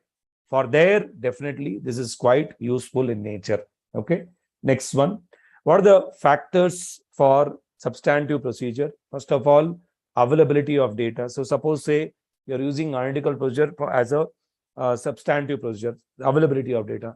See, data used for analytical procedure should be relevant and reliable. If you have a correct data, you'll have a correct analysis. Next one, disaggregation. What is disaggregation? Higher level of disaggregation, better the analysis. Example, sale. Sale is disaggregated into cash sale, credit sale, consignment sale. Okay, credit sale within Karnataka, outside Karnataka, within India, outside India. So you disaggregate the data. When you break the data into several parts, that is called as disaggregation. Then What is the account type? You need to consider the account type actually here. Okay. See, for example, analytical procedure are more useful for income and expense item than balance sheet item. Then source. What is the source of data? Source should be reliable. Predictability. See, the data information should be predictable over a period of time. I can apply analytical procedure for rent, for salary. It is predictable over a period of time. Then nature of assertion. For example, I cannot use analytical procedure for rights and obligation. I can use analytical procedure for valuation and completeness assertion.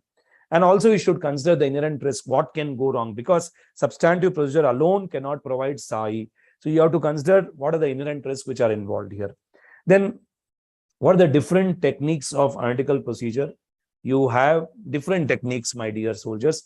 You have, first of all, you have the ratio analysis, which determines the relationship between income, expense, asset, liability over a period of time, or between industries. Trend analysis, you compare the current data with the prior period. You see that whether the pattern set by the prior period item, is it consistent with the current data, is consistent with the pattern or trend set by the prior period item. Reasonableness testing, you evaluate the relationship between two account balances. Example, interest to interest bearing obligation, depreciation to depreciable asset, then sales commission to sales, sales volume to sales. Like that, you establish relationship, reasonableness. Then structural modeling. Structural modeling is a mathematical statistical tool where you evaluate the prior period information to arrive at the current information. Then analytical procedure is used as a substantive test. It is used as a substantive test. First of all, SEED, S, suitability of the substantive analytical procedure. So suitability of an assertion, suitability of an assertion. So that's the thing. So suitability of a substantive analytical procedures on an assertion. See, first of all, you should see that whether analytical procedure is suitable or not. I told you, analytical procedure will not be suitable for the rights and obligation. It is suitable for completeness or valuation. Second one, E, evaluate the reliability of data, from where the predicted amount is derived. Reliability of data. How do you ascertain the reliability of data? Scan. Source of information. C, comparability of information. A, all the controls in the preparation of information. A, nature and relevance of information. Scan. Source of information, comparability of information, all the controls in the preparation of information, nature and relevance of information. Okay, that's the thing actually here. Then, my dear soldiers, we also have SEED. Now, SEED is what, again, I told you, my dear soldiers, you look into the source, first of all, whether the analytical procedure is suitable or not. E, evaluate the reliability of data. E, the expected ratio or expected amount. What is the expected ratio or expected amount which is developed by the auditor? Last one, D, determine whether the recorded amount or record ratio can be accepted without any further investigation. Determine whether the record amount and record ratio can be accepted without further any investigation. That's the thing here. Okay. So these are the various pointers you need to understand about the analytical procedures. Essay 520 talks about the analytical procedure. Now, next one, Chapter 9, Audit of Items of Financial Statement. Audit of Items of Financial Statement, I will tell that this is a writing chapter. I request you to write this chapter. You have to keep scribbing this chapter actually here, because writing increases your learning by 10 times. Okay, when you write certain things, it will enhance your learning by 10 times. Because this has got a lot of volume, and that is why. Okay. Now, audit of items of financial statement means how do you check the balance sheet item? How do you check the P&L item? First of all, share capital, authorized share capital, then subscribed share capital, issued share capital. You have to take a certificate from the company secretary about the share capital, share issued at discount, share issued at premium, then reduction of capital. You have to highlight everything about it. But two very important change which has happened in the share capital is you have to make a disclosure of shareholding by promoter. Earlier, we were disclosing shareholding of 5% or more. That disclosure is now also there. But apart from that, what they are telling is that you make a disclosure of the promoter holding. What is a holding of promoter? You make a disclosure of the same. Even that also you have to highlight it actually here. Okay, that's the thing here. Then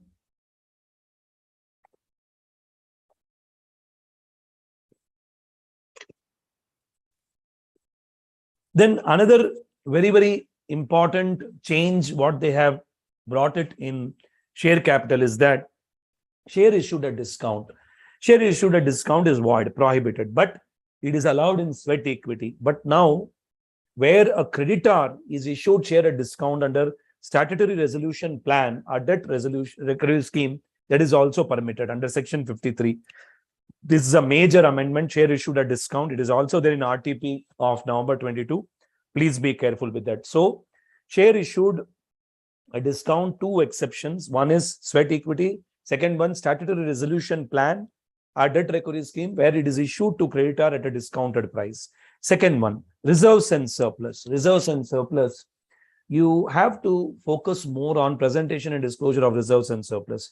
You have capital reserve, you have capital redemption reserve, you have securities premium account, debenture redemption reserve, revaluation reserve, share options outstanding. Share option outstanding means where you have create ESOPs for the employee. Other reserves, balance at the beginning of the year changes and total profit. Balance at the beginning of the year changes and total profit. Next one, you have borrowings. Now, when we talk about the borrowings, my dear soldiers, you look into the board minutes, you look into the lending agreements, you look into the lease. Okay, you look into the lease actually here, that's the thing here. You look into the, what you can say, the various aspects, my dear soldiers, whether it is any higher purchase has happened actually here. HP is higher purchase, so lease, higher purchase. You also look into the written representation from the management about the terms and condition of the borrowing. Confirmation from the bank to be obtained. If it is a long-term borrowing, you make a segregation into bonds, debentures, term loan, deposits, deferred payment liabilities. Deferred payment liability means your hire purchase and lease.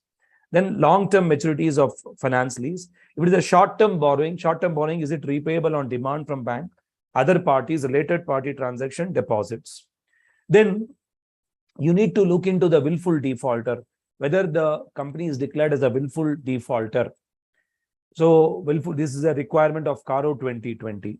Then there is a quarterly return, which is submitted to the bank or financial institution. See, whenever company borrows OD and CC, they have to submit a quarterly return, whether that quarterly return is matching with the books of account. This is again highlighted in CARO 2020. Then registration of charges should be seen. In case of trade receivable, aging you have to highlight less than 6 months, 6 months to 1 year, 1 to 2 years, and also 2 to 3 years. You have to look into the aging, and whether the aging is more than 3 years, that also you have to see. So trade receivable, you have to see secured or good, unsecured good, and doubtful. So now the latest change in trade receivable is aging. Less than 6 months, 6 months to 1 year, 1 to 2 years, 2 to 3 years, more than 3 years. Please watch this space for aging. Then in audit of items of financial statement, cash and cash equivalent, you need to look into IOU. What is IOU? IOU are the temporary advance given to the employee. Then balance in bank, balance in hand, checks, draft, repatriation restriction. What is repatriation restriction? When bank does not allow you to withdraw the money, what is the reason? There may be some notification by income tax officer. They may say that you should have a repatriation restriction. You also have earmarked balances. Now, what is earmarked balances, my dear soldiers? Whenever we talk about the earmarked balances, my dear soldiers, balances which are kept for a particular purposes, that is called as earmarked balances. Earmarked balances are those which are kept for a particular purposes. That's the thing here. Like for example, for share application money, you keep a separate account. For dividend, you keep a separate account. Margin money. What is margin money? Where you deposit some money in a bank as a security. Margin money is you deposit some money in the bank as a security. Then you should check bank reconciliation statement. In inventory, not much change. You have to do the test count of inventory, check the inventory turnover ratio, reconcile the physical inventory with the perpetual inventory record, whether any consignment agreement is entered, whether the inventory is lying with a consignment agent, you have to see. Material purchase agreement, you have to see. You have to see how the inventory is valued as per FIFO or weighted average cost method. So cash and cash equivalent inventory, no changes as such. Then property, plant, equipment, you have to see the physical verification. You have to see the physical verification of property, plant, equipment. Tagging of property, plant, equipment. Tagging means putting a sticker on property, plant, equipment. Is there any discrepancies, additions and deletions of property, plant, equipment? Then you have to see the depreciation. What are the different depreciation methods? That's the thing here. Different depreciation methods you have to see. You have to see the legal title deed for the property, plant, equipment, or for especially immovable property like land and building. You have to see the conveyance deed and title deed in case of immovable property. Then you have to look into the classification. Now here, classification part, you have to be very careful because they have added the classification of property, plant, equipment will be into land, building, plant and equipment, furniture and fixtures, vehicle, office equipment. You have to classify this way. Then title deed of immovable property, is it in the name of the company? They are showing some property, plant, equipment. Is it in the name of the company? You have to check. These are all requirement of CARO 2020, which is already there. Then revaluation of property, plant, equipment by registered valuer. Is there a change of 10%? So whether there is a revaluation of PPE by registered valuer, and is there a change of 10%? In case of intangible asset, you need to look into the movement of intangible asset. Like intangible asset could be goodwill, copyrights, trademark, computer software, mining rights, then franchise, okay, recipe, formulae, know-how, different things are there. So addition, deletion, all those things you have to be highlighting it. Then coming up to the next one, in audit of items of financial statement, trade payable and other current liability, very important change is highlighted here that I will tell you. You have to obtain direct confirmation, just like trade receivable, here also direct confirmation. You have to do a test check of purchases and expenses. Now aging to be done less than 30 days, 30 days to 60 days, 60 days to 180 days, 180 days to 365 days, and more than 365 days. Then presentation and disclosure of less than 1 year, 1 to 2 years, 2 to 3 years, and more than 3 years. So you have to look into the presentation disclosure. I repeat again one more time, less than 1 year, 1 to 2 years, 2 to 3 years, and more than 3 years that you have to see. Less than 1 year, 1 to 2 years, 2 to 3 years, more than 3 years. That's the thing here. So you need to look into the presentation and disclosure. That's the thing here. Then next one, my dear soldiers, next one, you also look into now this is an important amendment in trade payable. The aging less than 1 year, 1 to 2 years, 2 to 3 years, and more than 3 years. This is a very important change. Aging, now you have to give the aging of trade payable. Then loans and advances and other current assets, no much changes actually here. Here you should read this similar to trade receivable. Like you have to obtain direct confirmation. You have to see articles of association, whether loans and advances can be given. You have to see the minutes of meeting. You have to see the aging, whether any capital advances are given, whether related party transaction, the director and officer. Then provisions. What are provisions? They are the present obligation due to past event. They are the present obligation due to past event. And there is a probable outflow of resources. There will be a probable outflow of resources. That is a possible. That's the thing here. Okay. Then when it comes to sales and purchases, actually, we have to go back to contingent liability.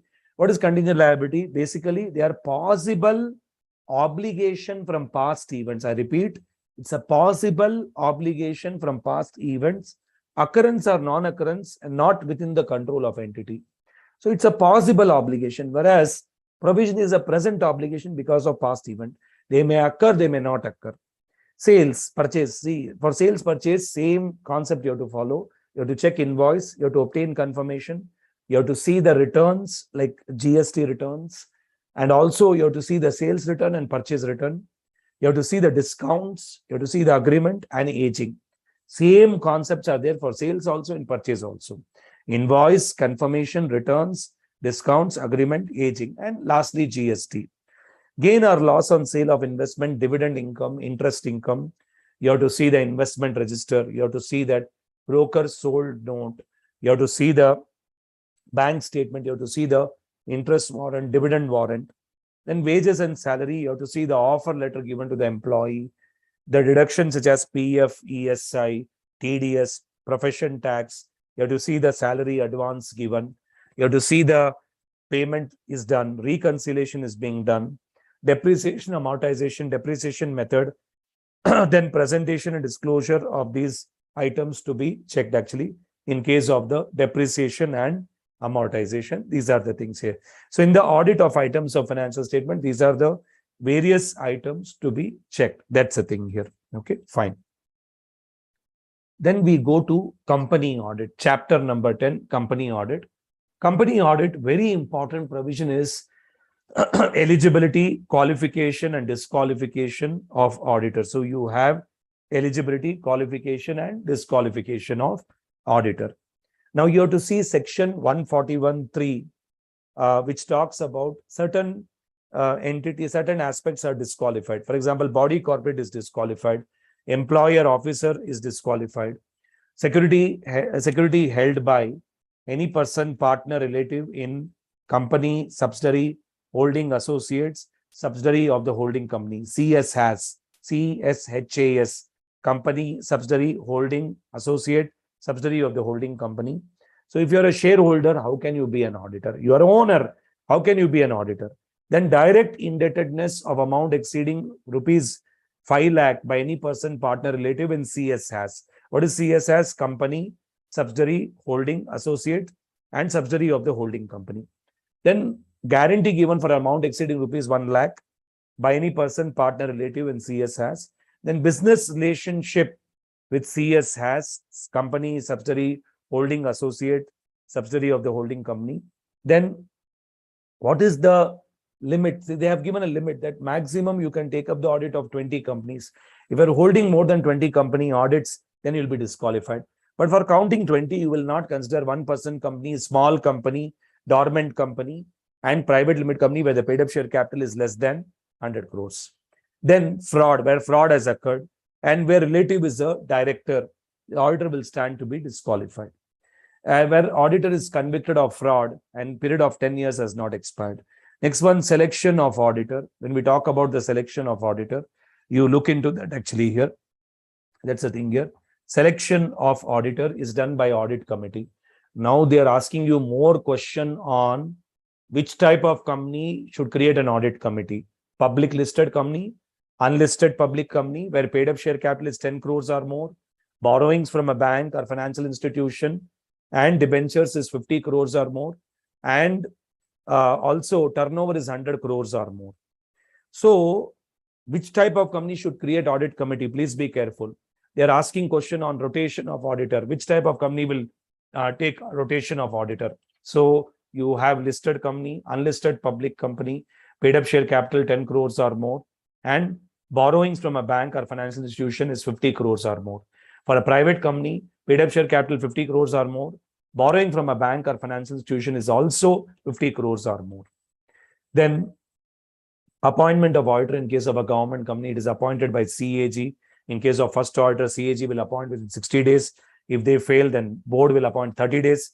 If they fail, then members will appoint in 60 days. 60, 30, 60. Then casual vacancy, appointment will be done by CAG within 30 days. If they fail, board will appoint within 30 days. And subsequent auditor will be appointed by CAG within 180 days. Then when it comes to non-government company, the appointment of auditor will be, first auditor will be done by board within 30 days. If they fail, member will appoint within 90 days. And in case of casual vacancy, appointment will be done by board within 30 days. In case of resignation, then consent of members to be obtained within 90 days. And subsequent auditor is appointed by the members at the AGM by passing ordinary resolution. Tenure of auditor is for 5 years, conclusion of first AGM to the conclusion of sixth AGM. Then removal of auditor. Removal of auditor, there is a resignation of auditor. So when we talk about the removal of auditor involves what you can say resignation of auditor.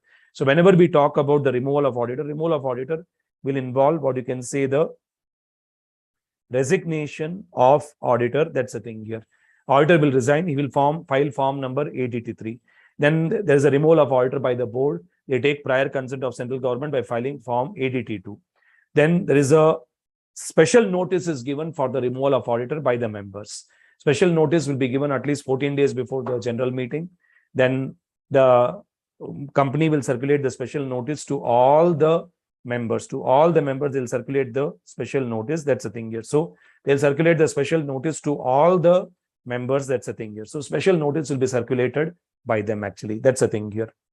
And then what you can say, opportunity is given to the auditor for being heard. Then the resolution is passed for the removal of auditor. What are the rights of the auditor? Right to require information, explanation from the officers of the company, right to access to the books and records, right of lien actually, right to give opinion on the financial statement, right to issue the audit report, right to access the books and records of subsidiary company if you're an auditor of a holding company. Then duty of auditor to inquire under certain matters under 143(1). Auditor has a duty to inquire under certain matter. If he is satisfied, he don't have to report under 143(1). If he is not satisfied, then only he will report under 143(1). For example, whether loans and advances are shown as deposit, whether loans and advances given are prejudicial to the interest of the company, whether shares are allotted for cash, whether cash is received, whether personal expenses are charged to revenue, so on. Audit report under 143(3). This report, whether all information explanation has been obtained, whether proper books of accounts are maintained, whether the report of the branch auditor is being considered, whether the financial statement are prepared as per accounting standard under section 133, whether the financial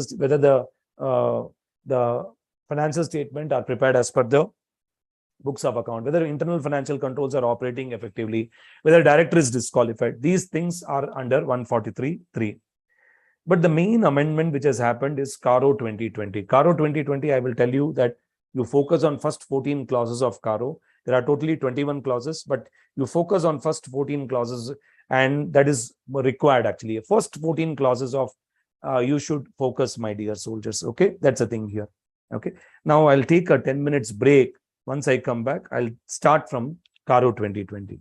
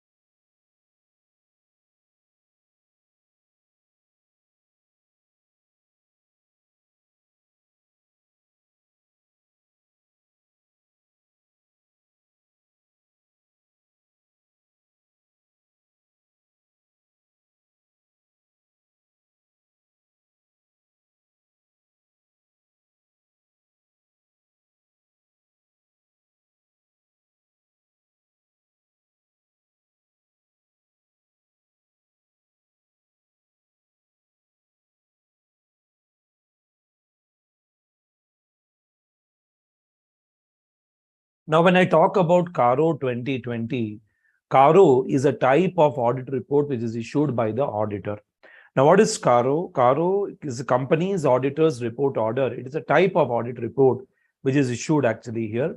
Now, CARO 2020 is applicable to all the companies, including foreign company. It is not applicable to a banking company, insurance company, Section 8 company, 1% company, small company, private limited company, where all the three conditions are satisfied. One, paid up share capital and reserves and surplus not exceeding 1 crore. Loan from a bank and financial institution not exceeding 1 crore. And lastly, you also have turnover not exceeding 10 crores. In such case, CARO will not be applicable. Now, CARO, first of all, I told you, content number 1 to 14 is very important for you.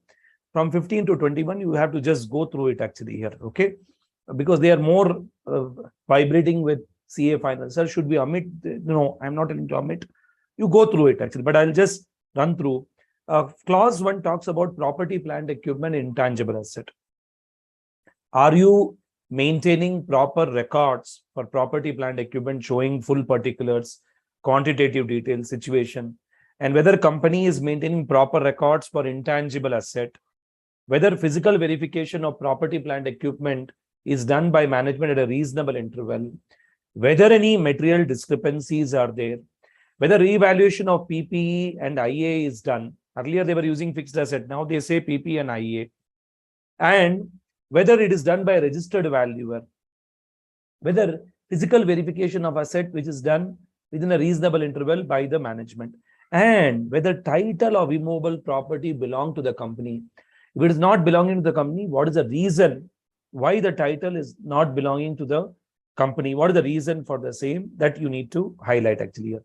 So why the title of the company does not belong to the company, that you need to highlight actually. So I repeat again one more time, title does not belong to the company. That's the thing here. So this is what you need to understand. I repeat again one more time, where the title of the company does not belong to the company, that you have to highlight, my dear soldiers. That's the thing here. So now these are the pointers you need to highlight actually here. So I repeat again one more time, the title, it belongs to the company. That's the thing here. And next one, my dear soldiers, that whether any proceeding is pending against Benami Transaction Prohibition Act, that you have to see. When it comes to inventory, just like earlier CARO, physical verification of inventory is done by management at a reasonable interval. Is there any material discrepancy? But they are asking that if the company has taken a working capital limit of more than 5 crores, means they have borrowed money, then whether the quarterly returns submitted to bank and financial institution, are they matching with the books of accounts? This is one additional reporting to be done. In case of leaks, now what is leaks? Loans and advances given by the company to another company, to a partnership firm, LLP. Investments made by the company, guarantees provided by the company, securities provided by the company. If you see leaks, there's an outflow from the company. Loans and advances given, investments made, guarantees provided, securities provided. Now leaks, whatever leaks which is made by the company, is it made to SAJ? Now what is SAJ? Subsidiary, associates, joint venture. So leaks made to SAJ, leaks made to other than SAJ. Then we also talk about whether terms and condition of leaks are prejudicial, whether the interest and principal are received on a regular basis. These kind of things are highlighted in case of a leaks. Then in case of leaks, whether there is a compliance of section 185 and 186 of the Companies Act, even that also you need to check. That's the thing here. So 185 and 186. Whether reasonable steps are taken if amount is due for more than 90 days, that you need to see. 185 talks about you cannot give any loan to director. There are some exceptions there. And 186 talk about there's a limit, how much limit of leaks you can make it. So clause 3, 4, they talk about leaks, but 4 is an extension of third point. Leaks is loans and advances made, investments made, guarantees provided, securities provided. PD is public deposit. So whether any public deposits are accepted, whether compliance of RBI guidelines, section 73 to section 76, NCLT, code, tribunal, are they complied or not? Then cost records, whether cost records are made and maintained under section 148. Then clause 7 talks about statutory dues. Do you have an undisputed statutory dues? or a disputed statutory dues. So whether you have a disputed statutory dues and you have a undisputed statutory dues, and that's the thing here. So I repeat again one more time. Do you have a disputed statutory dues and do you have a undisputed statutory dues? That's the thing here. So USD and DSD, that's the thing here. So I repeat again one more time. Undisputed statutory dues and what you can say, you have a disputed statutory dues. So are you having a undisputed statutory dues? Are you having a disputed statutory dues? These are the things you have to check and highlight actually here. Then next one, in case of a income tax assessment, that's the thing here. In case of a, what you can say, any income tax assessments which are being made, that's the thing here. So suppose say we are doing a income tax assessment actually here. So that's the thing here. So now in such case actually here, so now this is the point you need to understand, my dear soldiers, is that in case of income tax assessment which is being made, that's the thing here. So now in such case actually here, this is the point actually here. So whenever we talk about the income tax assessment, now income tax assessment, whether any tax income is not declared or not recorded under the Income Tax Act, under the tax assessment, then they talk about the clause number 9, loans and borrowings. Whether the company has defaulted in repayment of loans and borrowings to bank, financial institution, debenture holders, whether a company is declared as a willful defaulter. Is it a willful defaulter? Means you have money, you don't pay. Whether the term loan is utilized for the proper purpose, whether short-term loan is applied for long-term purposes, whether loan is borrowed to meet the liabilities of SAG. SAG is subsidiary, associates, joint venture, and whether the loan is borrowed on the security of SAG, Then the next pointers is money raised by way of, the clause number 10 talks about money raised by way of initial public offer, further public offer, preferential allotment, private placement. Now, further public offer is nothing but rights issue. Preferential allotment means you raise large amount of money from a small group of investors, like say from banks, insurance company, pension funds, and private placement. So it also talks about what you can say, the private placement. Now, what is a private placement?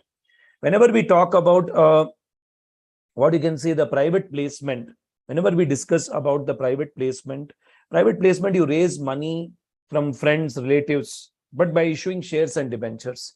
So preferential allotment of SD, that is shares and debentures, private placement of SD, that is shares and debentures. So when you're raising money, you're in the prospectus, you're telling, I will be using this money for a particular purpose. Whether any default has happened, whether any kind of default has happened, that you have to check. Next one, whether any fraud on the company or fraud by the company. So I repeat again one more time. Any fraud on the company or fraud by the company, you have to check. I repeat again one more time. Fraud on the company and fraud by the company, that as an auditor, you have to check. Next one, you have what you can say, Nidhi company. Nidhi company, basically, whenever we talk about the Nidhi company, my dear soldiers, Nidhi company, they accept deposit for the purpose of giving loan. Now, in case of Nidhi company, whether the net own funds to deposits is more than 1/20. Net own fund means capital. Capital by deposit, is it more than 1/20? It means what? For every 1 rupee capital, you can accept a deposit of 20 rupees. Similarly, whether the 10% of term deposits are done, means what?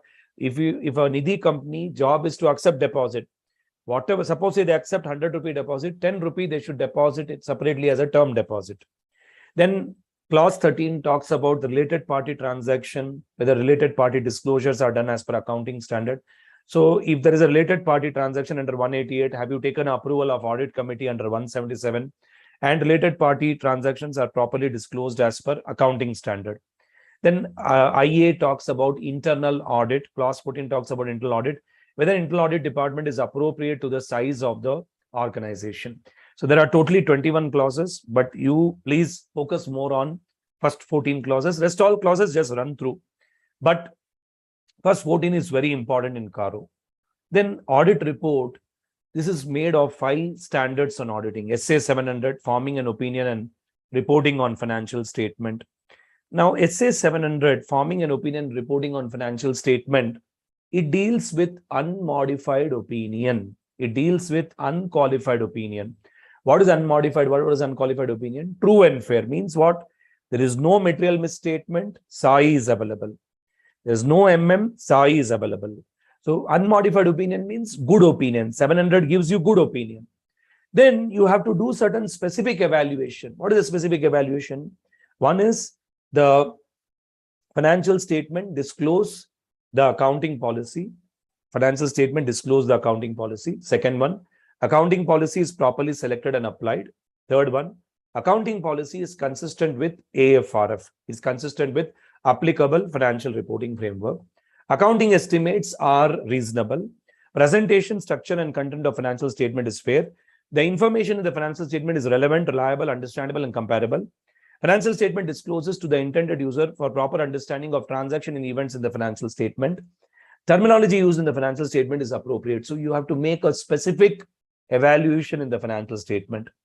SA 700 also gives the content of the audit report. You should be thorough with certain paragraph. For example, you have first one title, Independent Auditors Report, addressee. It depends upon circumstances. If it is a company members, if it is a partnership firm partner, then opinion paragraph, very important. Opinion paragraph, first of all, you should identify the entity whose financial statements are audited, state that financial statements are audited, identify the titles of each financial statement, date and period of financial statement, and notes to accounts and significant accounting policy followed. Then basis of opinion. Basis of opinion, basically, why you gave such opinion. Basis of opinion, first of all, audit is conducted as per ethical requirement. Audit is conducted as per standards on auditing. Then auditor has complied with ethical requirement, including independence. Then auditor's responsibility. And then auditor has obtained SAI to give his opinion on the financial statement. Fifth paragraph is going concern. Sixth paragraph is key audit matters. Seventh paragraph is management responsibility. Management responsibility. What is the management responsibility? Three responsibility. One, to prepare FS as per AFRF.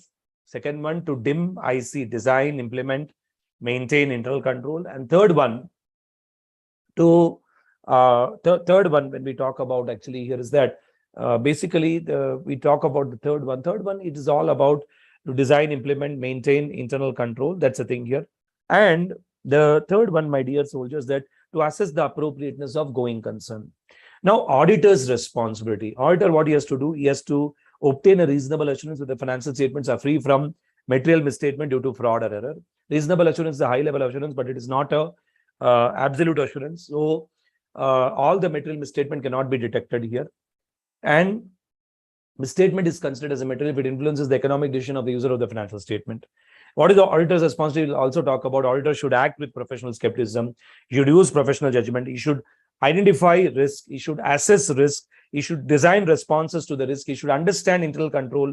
He should check the reasonableness of the accounting estimate. Then he should communicate to management, TCWG, about significant audit findings, significant deficiencies in internal control, planned scope of audit, timing of audit, key audit matter, and ethical requirement, including independence.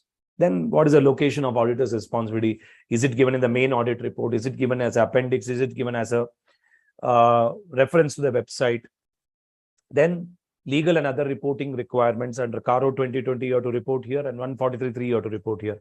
Then you have to write down signature, membership number, date, place, UDIN. New thing that is added is UDIN. UDIN is unique document identification number. So signature, membership number, firm registration number, date, place, UDIN. UDIN is unique document identification number. This is to safeguard the auditors, because a lot of fake certificates they were issuing, because they'll copy the name of the auditor, they will do.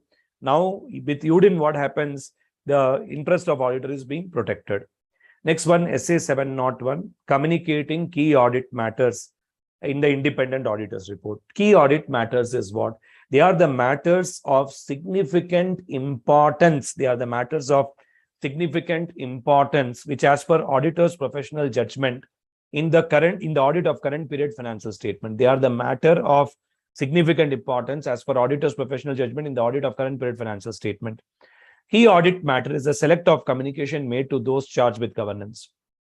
Key audit matter enhances the communicative value of the auditor's report by ensuring transparency. That is why I call key audit matter as a transparency paragraph. You have to be transparent.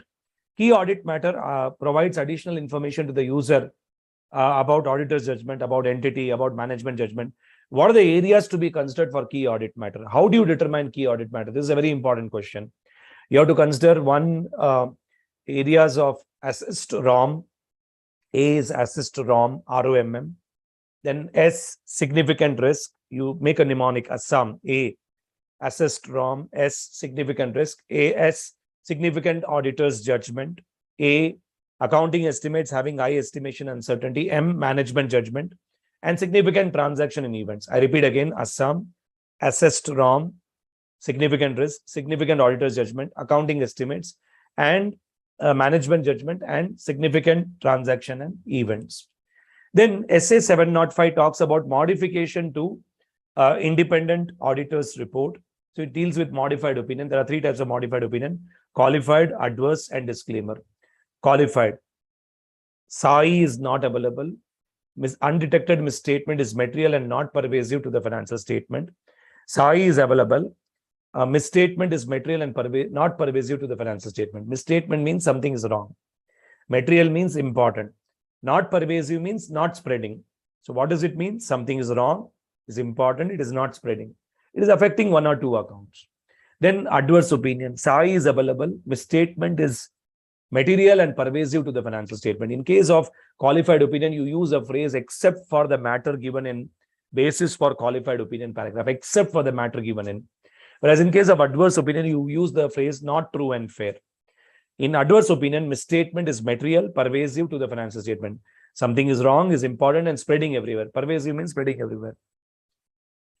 And as word disclaimer of an opinion, when we talk about the disclaimer of an opinion, that's the thing here. So disclaimer of an opinion, my dear soldiers, that's the thing is that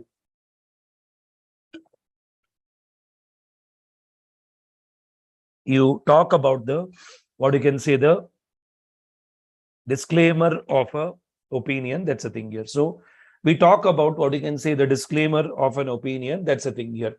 Disclaimer opinion, undetected misstatement is material and it is not, what you can say, material and pervasive to the financial statement. That's a thing here. So something is wrong, is important, and it is spreading everywhere. That is what we understand by the disclaimer of a opinion. That's a thing here. So these are all the things you need to understand about what you can say, the disclaimer of a opinion. That's a thing here. Okay, so this is the thing. So disclaimer opinion, auditor is unable to express any opinion. That's a thing here. Next one, 706, emphasis of matter paragraph and other matter paragraph.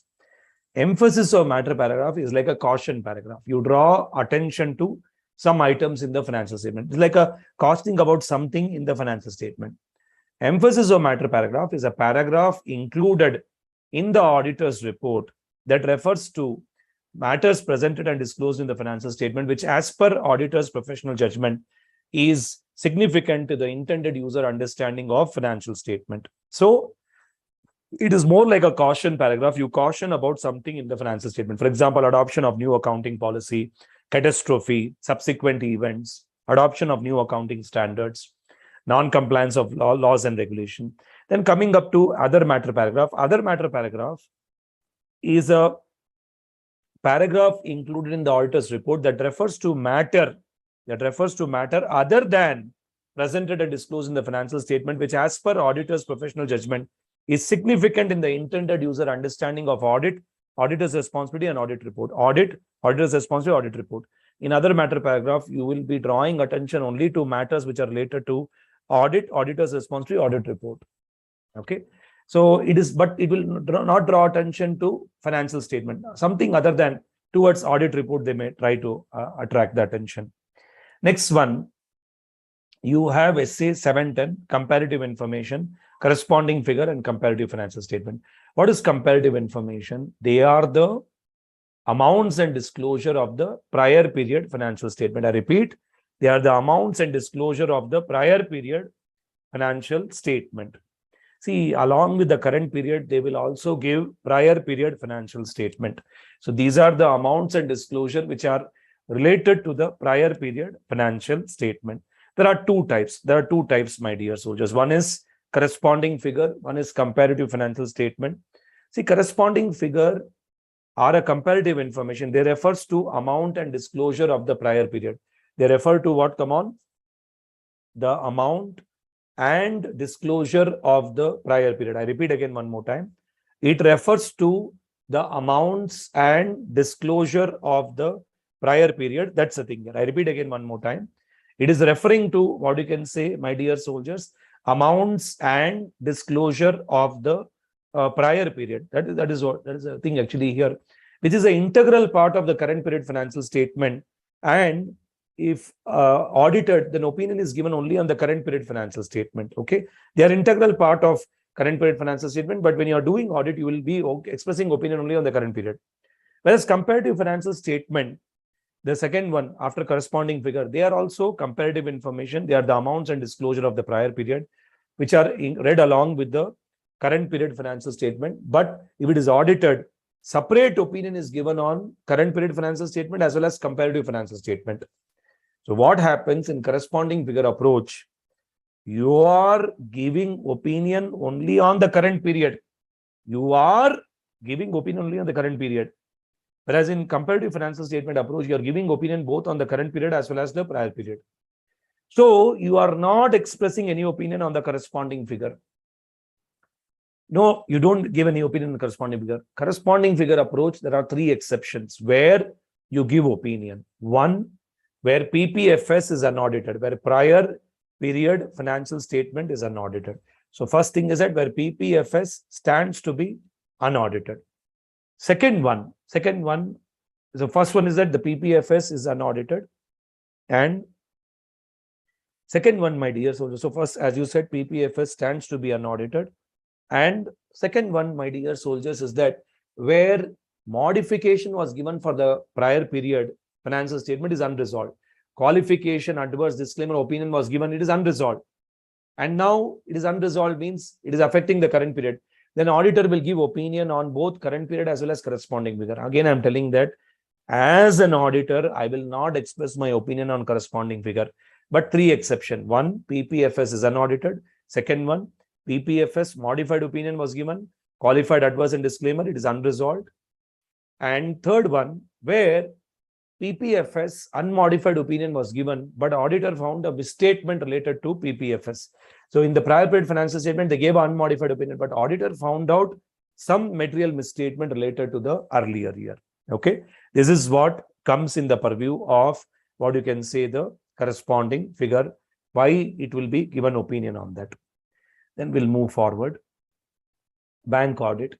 In bank audit, first of all, what are the peculiar features of bank audit? They have high volume of transaction, high complexity of transaction.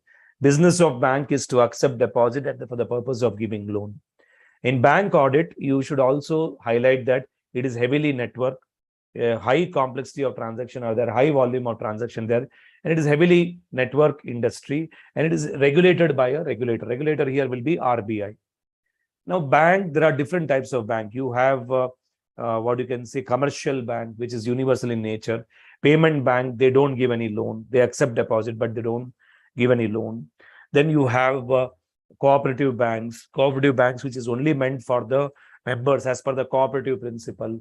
Then you have small finance bank for SME, regional rural bank for rural sector. These are the different types of bank you have.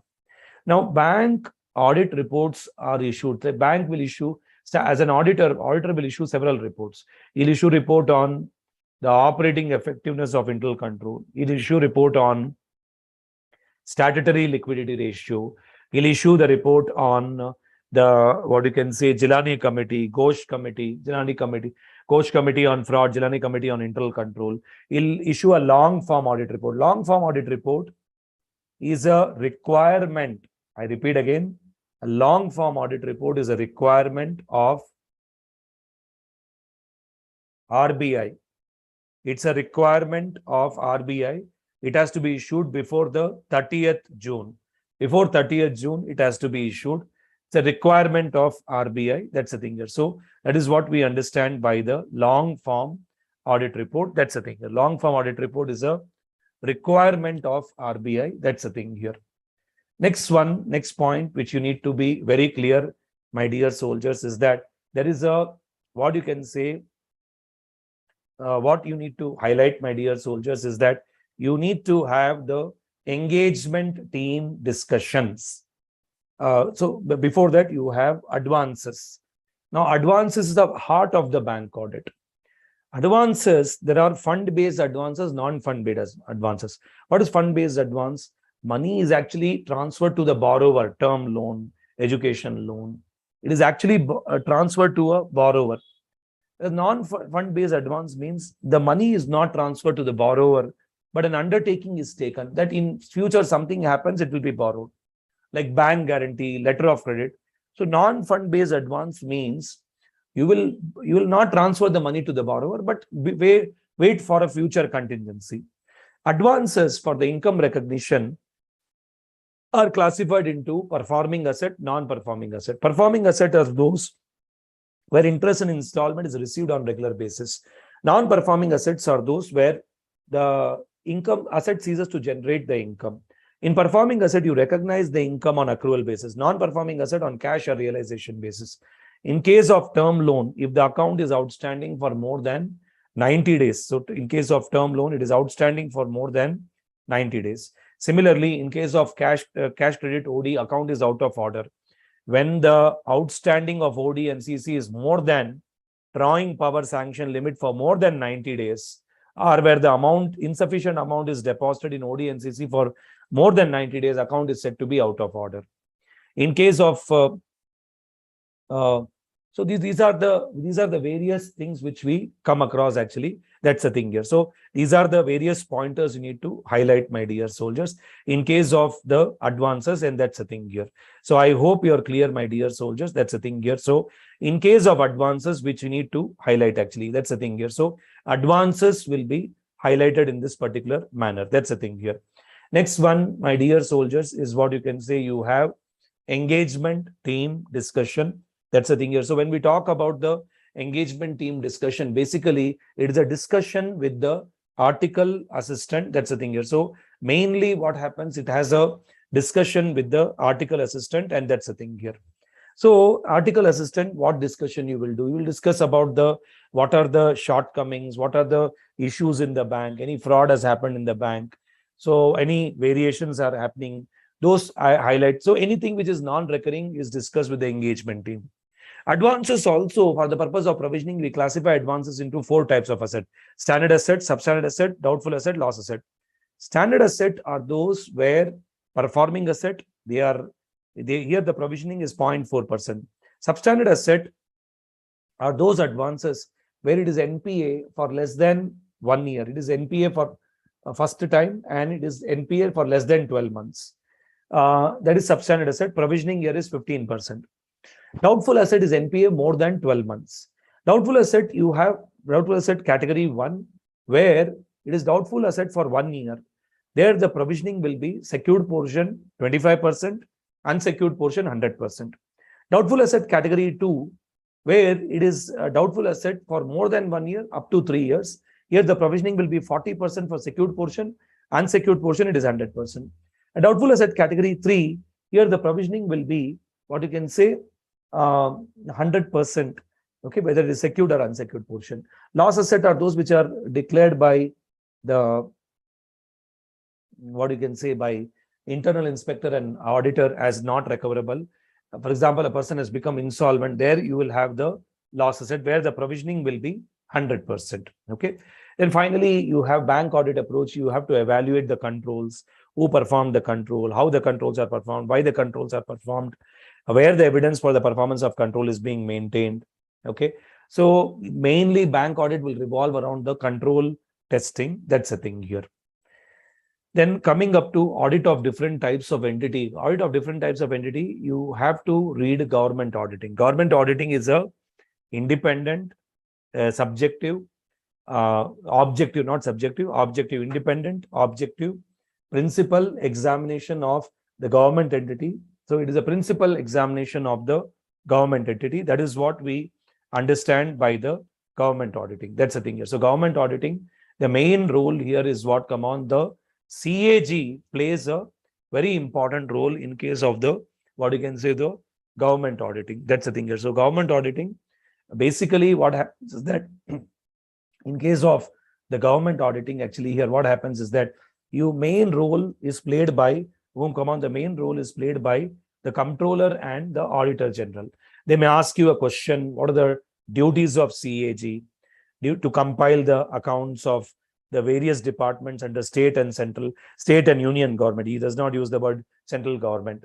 And the CAG should audit the receipts and payment of consolidated fund, audit the receipts and payment of contingency fund and public accounts, audit the procedure followed to give where entity is financed by a consolidated funds.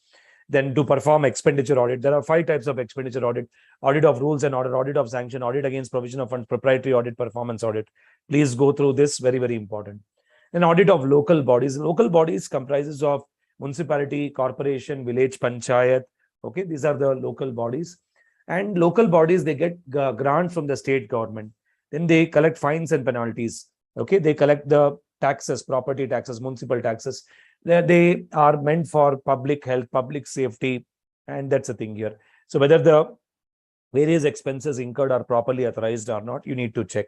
Local bodies' main objective is that to ensure that proper accountability is there for the government funds. Now, there are topics like cinema, hotel, hospital, school, club, charitable institution. See, these topics, you have to divide into 5 fragmentation: revenue, expense, fixed assets, internal control, and general. Revenue, see, what is the revenue for cinema?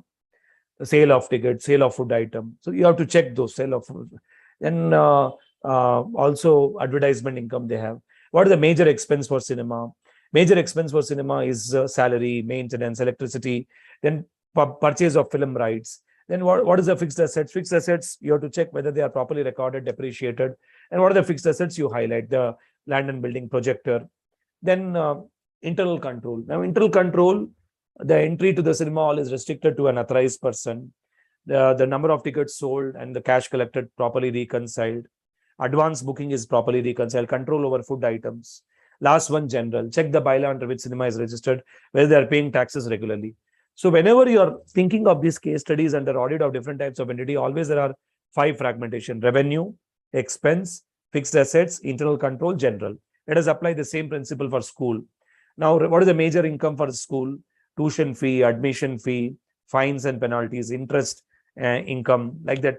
This is the donations, government grants received. What are the major expenses? Salary for teachers, salary for staff, then printing and stationery, okay, maintenance, okay, they are the major expenditure.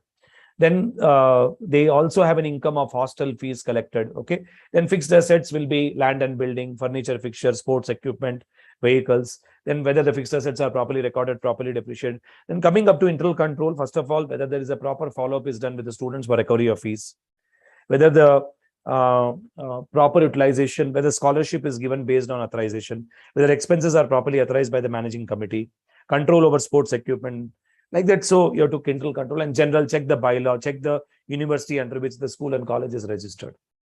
So every organization under this topic, you should take it in 5 fragmentation: revenue, expense, fixed assets, internal control, general. Okay. Then coming up to LLP audit. LLP audit, mainly you have to see form number 11, which is filed within 60 days of the end of the financial year, and form number 8, which is filed within 30 days of expiry of 6 months. These two, form 11 and form 8, is filed. LLP will be subject to audit if the contribution by partner is more than 25 lakhs, or if the turnover is more than 40 lakhs, then LLP will be subject to audit. And coming up to the cooperative society, when we talk about the cooperative society, you have to see the special features of cooperative society: overdue debts more than 6 months to 5 years, more than 5 years. Then overdue interest, which is calculated on overdue debts, it should be segregated from the interest income. Certification of bad debts by auditor. Compliance of accounting standard as per prescribed by ICAI. Compliance of cooperative principle. Cooperative principle means welfare of members, elimination of middlemen through coordination of members. Then compliance of Cooperative Act, rules, regulation, bylaws. There is a restriction on shareholding. You cannot have shareholding of more than 20% of capital or 1,000, whichever is higher. There is a restriction on giving loan to others. You can give loan only to members or another registered cooperative society as approved by Registrar of Cooperative Society. So you can give loan only to either member or another registered cooperative society with the approval of Registrar of Cooperative Society. Then there is a restriction on it making investment. You can make investment in settled cooperative bank, state cooperative bank, and trust security. Okay, there is a restriction on making payment to dividend. Who can act as auditor of cooperative society, CA or any diploma holder in cooperative accounts. Then access to members register and passbook, awarding a class to the cooperative society. Special report is issued by auditor to the Registrar of Cooperative Society. When special report is issued by the auditor to the Registrar of Cooperative Society of reckless advancing, fraud, negligence. Okay, these are the cases where personal profiteering. These are the cases where special report is given to Registrar of Cooperative Society. Then auditor will issue a draft report to the managing committee and give a final report to the Registrar of Cooperative Society. And then you have multi-state cooperative society. Multi-state cooperative society, please go through. They are similar to cooperative societies. A cooperative society is what? Of the members, for the members, by the members. Multi-state cooperative difference is that it is located in more than one state. Please go through special audit in case of multi-state cooperative society, and inquiry and inspection in case of the multi-state cooperative society. Okay, these are the things you should remember actually here. Okay, fine. Now, I will, what you can say, go through that how you should prepare for auditing exam. How you should prepare for auditing exam, let me tell you, and then let me wind up the session. If you have any question, query, you can definitely ask. First of all, as a auditor, you have to follow a 30-10 approach. So as a student, you have to follow a 30-10 approach. Now, what is 30-10 approach? 30 minutes you should read, 10 minutes you should write. Whatever you're reading, read it for 30 minutes. Then close the book, keep it aside, and keep scribbing for 10 minutes. 10 minutes you should scribble that. One student was saying 30 minutes for reading, 10 minutes for resting. No, 30 minutes reading, close the book, then 10 minutes you should do the writing. Sir, it will slow down my process, but ultimately it will increase your memory, it will improve your conceptual understanding. Second one, read loudly. Those students who don't read loudly, they just keep looking at the book, that impact is not strong. So you should read loudly. Read loudly means you should do self-teaching and self-talking. See, for example, I will talk to myself, see auditing, because in SA 550 related party, the transaction because should be on arm's length basis and ordinary course of business. I should talk to myself or I read. Read auditing is an independent examination. So either you are self-teaching to yourself or you're self-talking. So what happens? Your memory goes up like anything. So please do that actually here. Read loudly. Third one, always about CA Inter. What is this always about CA Inter? You should have that passion all the time. You're thinking about CA Inter, CA Inter, CA Inter, CA Inter. That passion should be there actually in you. Somebody is calling for party, somebody is calling for movie. You should say, no, first for me, CA Inter. I know it's difficult, but you have to sacrifice all this choice so that you can enjoy in future, my dear soldiers. Now the party can wait, my dear soldiers. So all the time you should think of only study. While taking bath, think of study. While eating, think of study. Except when you go for bathroom, that's the only place where you should not think of study actually here. Otherwise, anywhere, everywhere, you should think of study. Are you trying to make us mad? No. It's you're passionate about becoming a CA. CA requires that passion. You get up, don't straight away look at your WhatsApp message. Rather, you get up, I want to be with my CA book. That always it should be about CA Inter. That thing, if you bring it, if you start enjoying the process, you will never complain. The problem is that you don't enjoy the process. Third, fourth one, relevant reading. You have to get into a habit of relevant reading mode. Relevant reading is very important. Now, what is relevant reading? Reading RTP question, last 4 RTP, last 4 MTP, then past examination questions which are given at the end of each chapter of ICAI material. Relevant reading. I've seen students wasting their time reading introduction. What question they will ask? One student of mine passionate about bank audit, and always he was said, sir, I will score good marks in bank audit. I said, yes, bank audit is important. You have to maintain balance with the other topics also. Other topics also, please maintain balance. Now, what happened is that bank audit he purchased the guidance notes on bank audit, which is running into 500 pages. 500 pages it is running into. What you will tell him? I told her, what are you doing actually here? 500 pages it is running. Sir, I am passionate about bank audit. What happened in that exam? Not a single question came from bank audit. What happened? Tuku only happened. Nothing happened. That's the thing here. So, my dear soldiers, he failed. Miserably failed because he was reading only bank audit. 500 pages, separate book, guidance notes on bank audit. And I told that you have to be relevant. First, when you are starting reading, you should mark what is important, what is RTP, NTP question, and please start reading that. Then you go to other topics, just run through. MCQ. MCQ, I was shocked. 80% of students, they don't have hard copy of MCQ. Take hard copy printout of MCQ. No, sir, I will see online. Online, then online only it will be lying. Hard copy of MCQ, and almost 40% of students, they have seen that they are not practicing at all. They say, anyway, directly will practice in exam. Sir, don't do this, sir. So, take a printout of MCQ question of ICAI material, wonderful material we have, and start marking the answer in a separate sheet, not in the same sheet. Practice a lot. Now, MCQ question will be either and or R question, and or R question. So, they'll give option. For example, auditor should inform management and TCWG and withdraw from the engagement.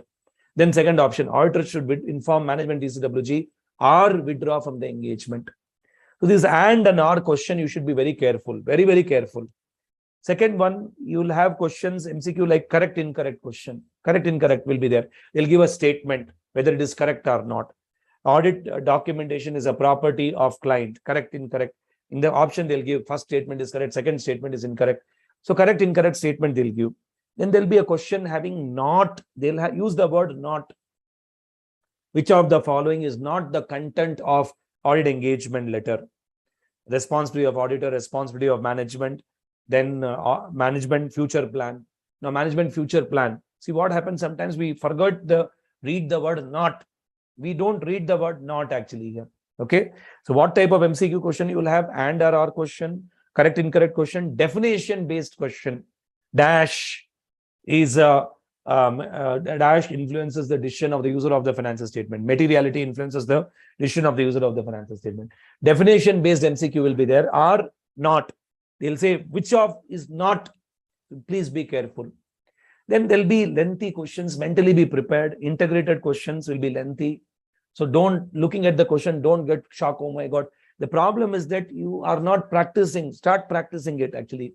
Then have a habit of writing a question. Script the question. Whenever you're reading important questions, and just keep scribbling the question. Very important that you script the question, my dear soldiers. Very, very important. Next one. You have to do revision. Just before exam, I completed auditing will not make sense. Revision is important. 1 or 2 times revision should be done. Start the examination, my dear soldiers, with what you can say. When you're starting the exam, what you should do, see, 145, they give you descriptive question. And 2 to 2.5, you require time to fill up the details, your roll number, shading. From 2.5 onwards, what you will start? You will start descriptive or MCQ. You will start with descriptive because from 1:45 to 2 o'clock, your brain was thinking of processing the answer for descriptive. I have seen almost 70% of students, they start with MCQ. Sir, don't do it. MCQ will be given to you at 2 o'clock. 1:45, they already gave you descriptive. You already have that answer in your head. Suddenly you turn to MCQ. You're just undoing all your effort. So please, my humble request, minimum 3 descriptive. After that, spend 40 minutes. Give only 40 minutes to MCQ. 15 minutes for one integrated, 15 minutes for second integrated, then 10 minutes for independent. 40 minutes, not more than 40 minutes should be given to MCQ. And all descriptive question, maximum 25 minutes. 25 minutes for 5 question, 40 minutes for MCQ, 10 minutes you keep it buffer time. This is how you should prepare. And 5 minutes for filling up the details. Okay, that is how it is. Answer when you're writing, write down point-wise answer. Sometimes some students, they tell, how do I approach correct, incorrect question? Correct, incorrect question, whether the answer is correct or incorrect, you have to at least write down 3 points. 3 points related to that you should write down. If it is incorrect, you have to give reason. If it is correct, you have to just give a justification. And you have to give references compulsory, essay number, section number. Reference wherever possible, give reference number. Sir, I forget the SA number. Then take a table and paste it on the wall. Sir, I forget the formula. For example, audit committee formula, rotation of auditor formula, internal auditor. So write down, paste it on the wall of your house. SA number, name, section number, and some formula, applicability of rotation of auditor, listed company, unlisted company. So you paste it on the wall of the house. Don't compromise on three things: food, sleep, and focus.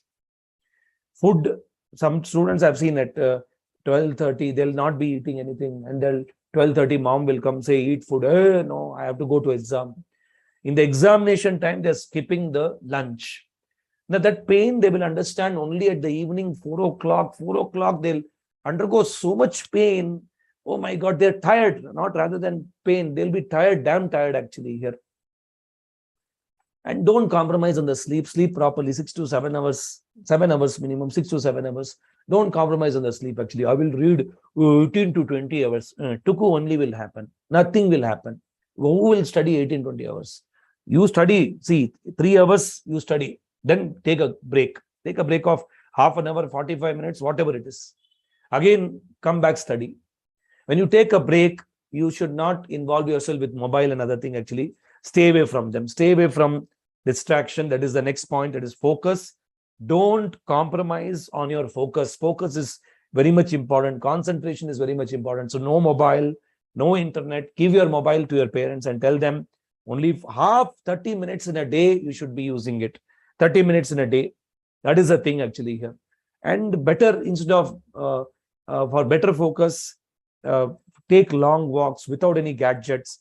Long walk means 30 minutes walk and come back. And relax your mind actually, my dear soldiers. Instead of, okay, now I'm taking a break, I'll look at the mobile, then you are tiring your brain a lot. Please don't do it. Mobile usage should be limited to 30 minutes unless you're studying using mobile. That's the thing here. Okay, fine. So with this, I wind up my discussion on auditing inter actually here. Any doubts, any queries you're having, you're welcome. You can ask the query, you can ask the doubt, any queries you're having.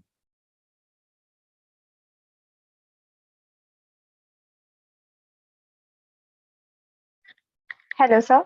Yes, please go ahead. Yeah. So, sir, there are a few list of queries, and I would like to tell you that what are such queries. Just give me a minute. Just give me a minute. I'm viewing it. Okay.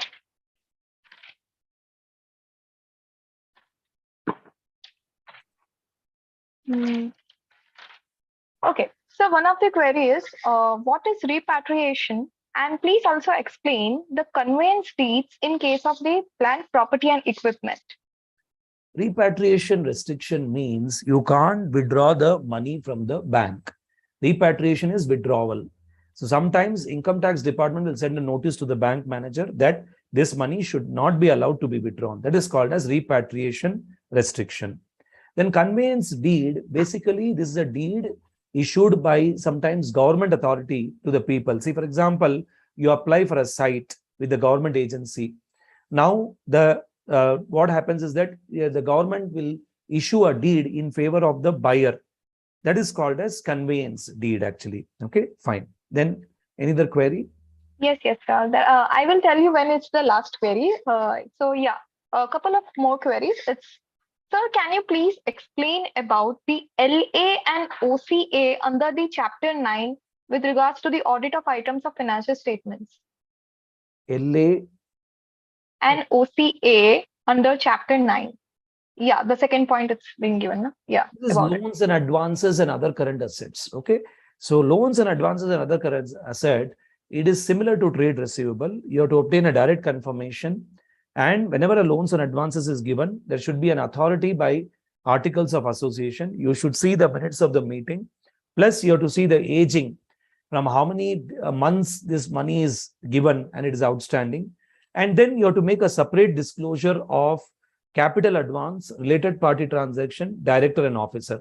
So LA and OCA is nothing but loans and advances given and other current assets. Other current assets could be you would have made a deposits with the government agency. Okay, go ahead. Okay. Sir, one more query is that ICI had issued the topic-wise exclusion recently, a few months back. And in that, one of the exclusion is about the statement on reporting under section 2271A of the Companies Act 1956, which is the section 143 subsection 1 of Companies Act 2013. So, sir, now the student is confused that what to study in that 143 since you had explained with regards to duties. So it's also mentioned 143. in the 143.1 it's mentioned. So sir, because I think even I have studied it, sir, with regards to it, ultimate beneficiaries and all of these topics is being newly added, right, in the study mat. So Correct. sir, it becomes very complicated, and also in the separately amendment section also, not in RTP, separately ICI that issued the circular. And what to study in 143.1 then if In it's such, not, in yeah. such case, I would advise you to continue with the same 6 points of restriction actually here. To be frank, these amendments are more relevant for CA final students actually here, because the implication of the loan raised, how it has been utilized, it is more related to money laundering concepts actually. Okay. So as of now, you have to read section 143.1 to 6 points only actually here. Other new changes which has been given, just go through once. That's more than sufficient. Okay, fine. Yeah. So exactly, sir. So ultimately, because it's being excluded, so sir, still you are advising we all students to just refer it, correct? 143.1 you should read it. 227.1a is off limits actually here. 143.1, same 6 points are there. You please read it actually.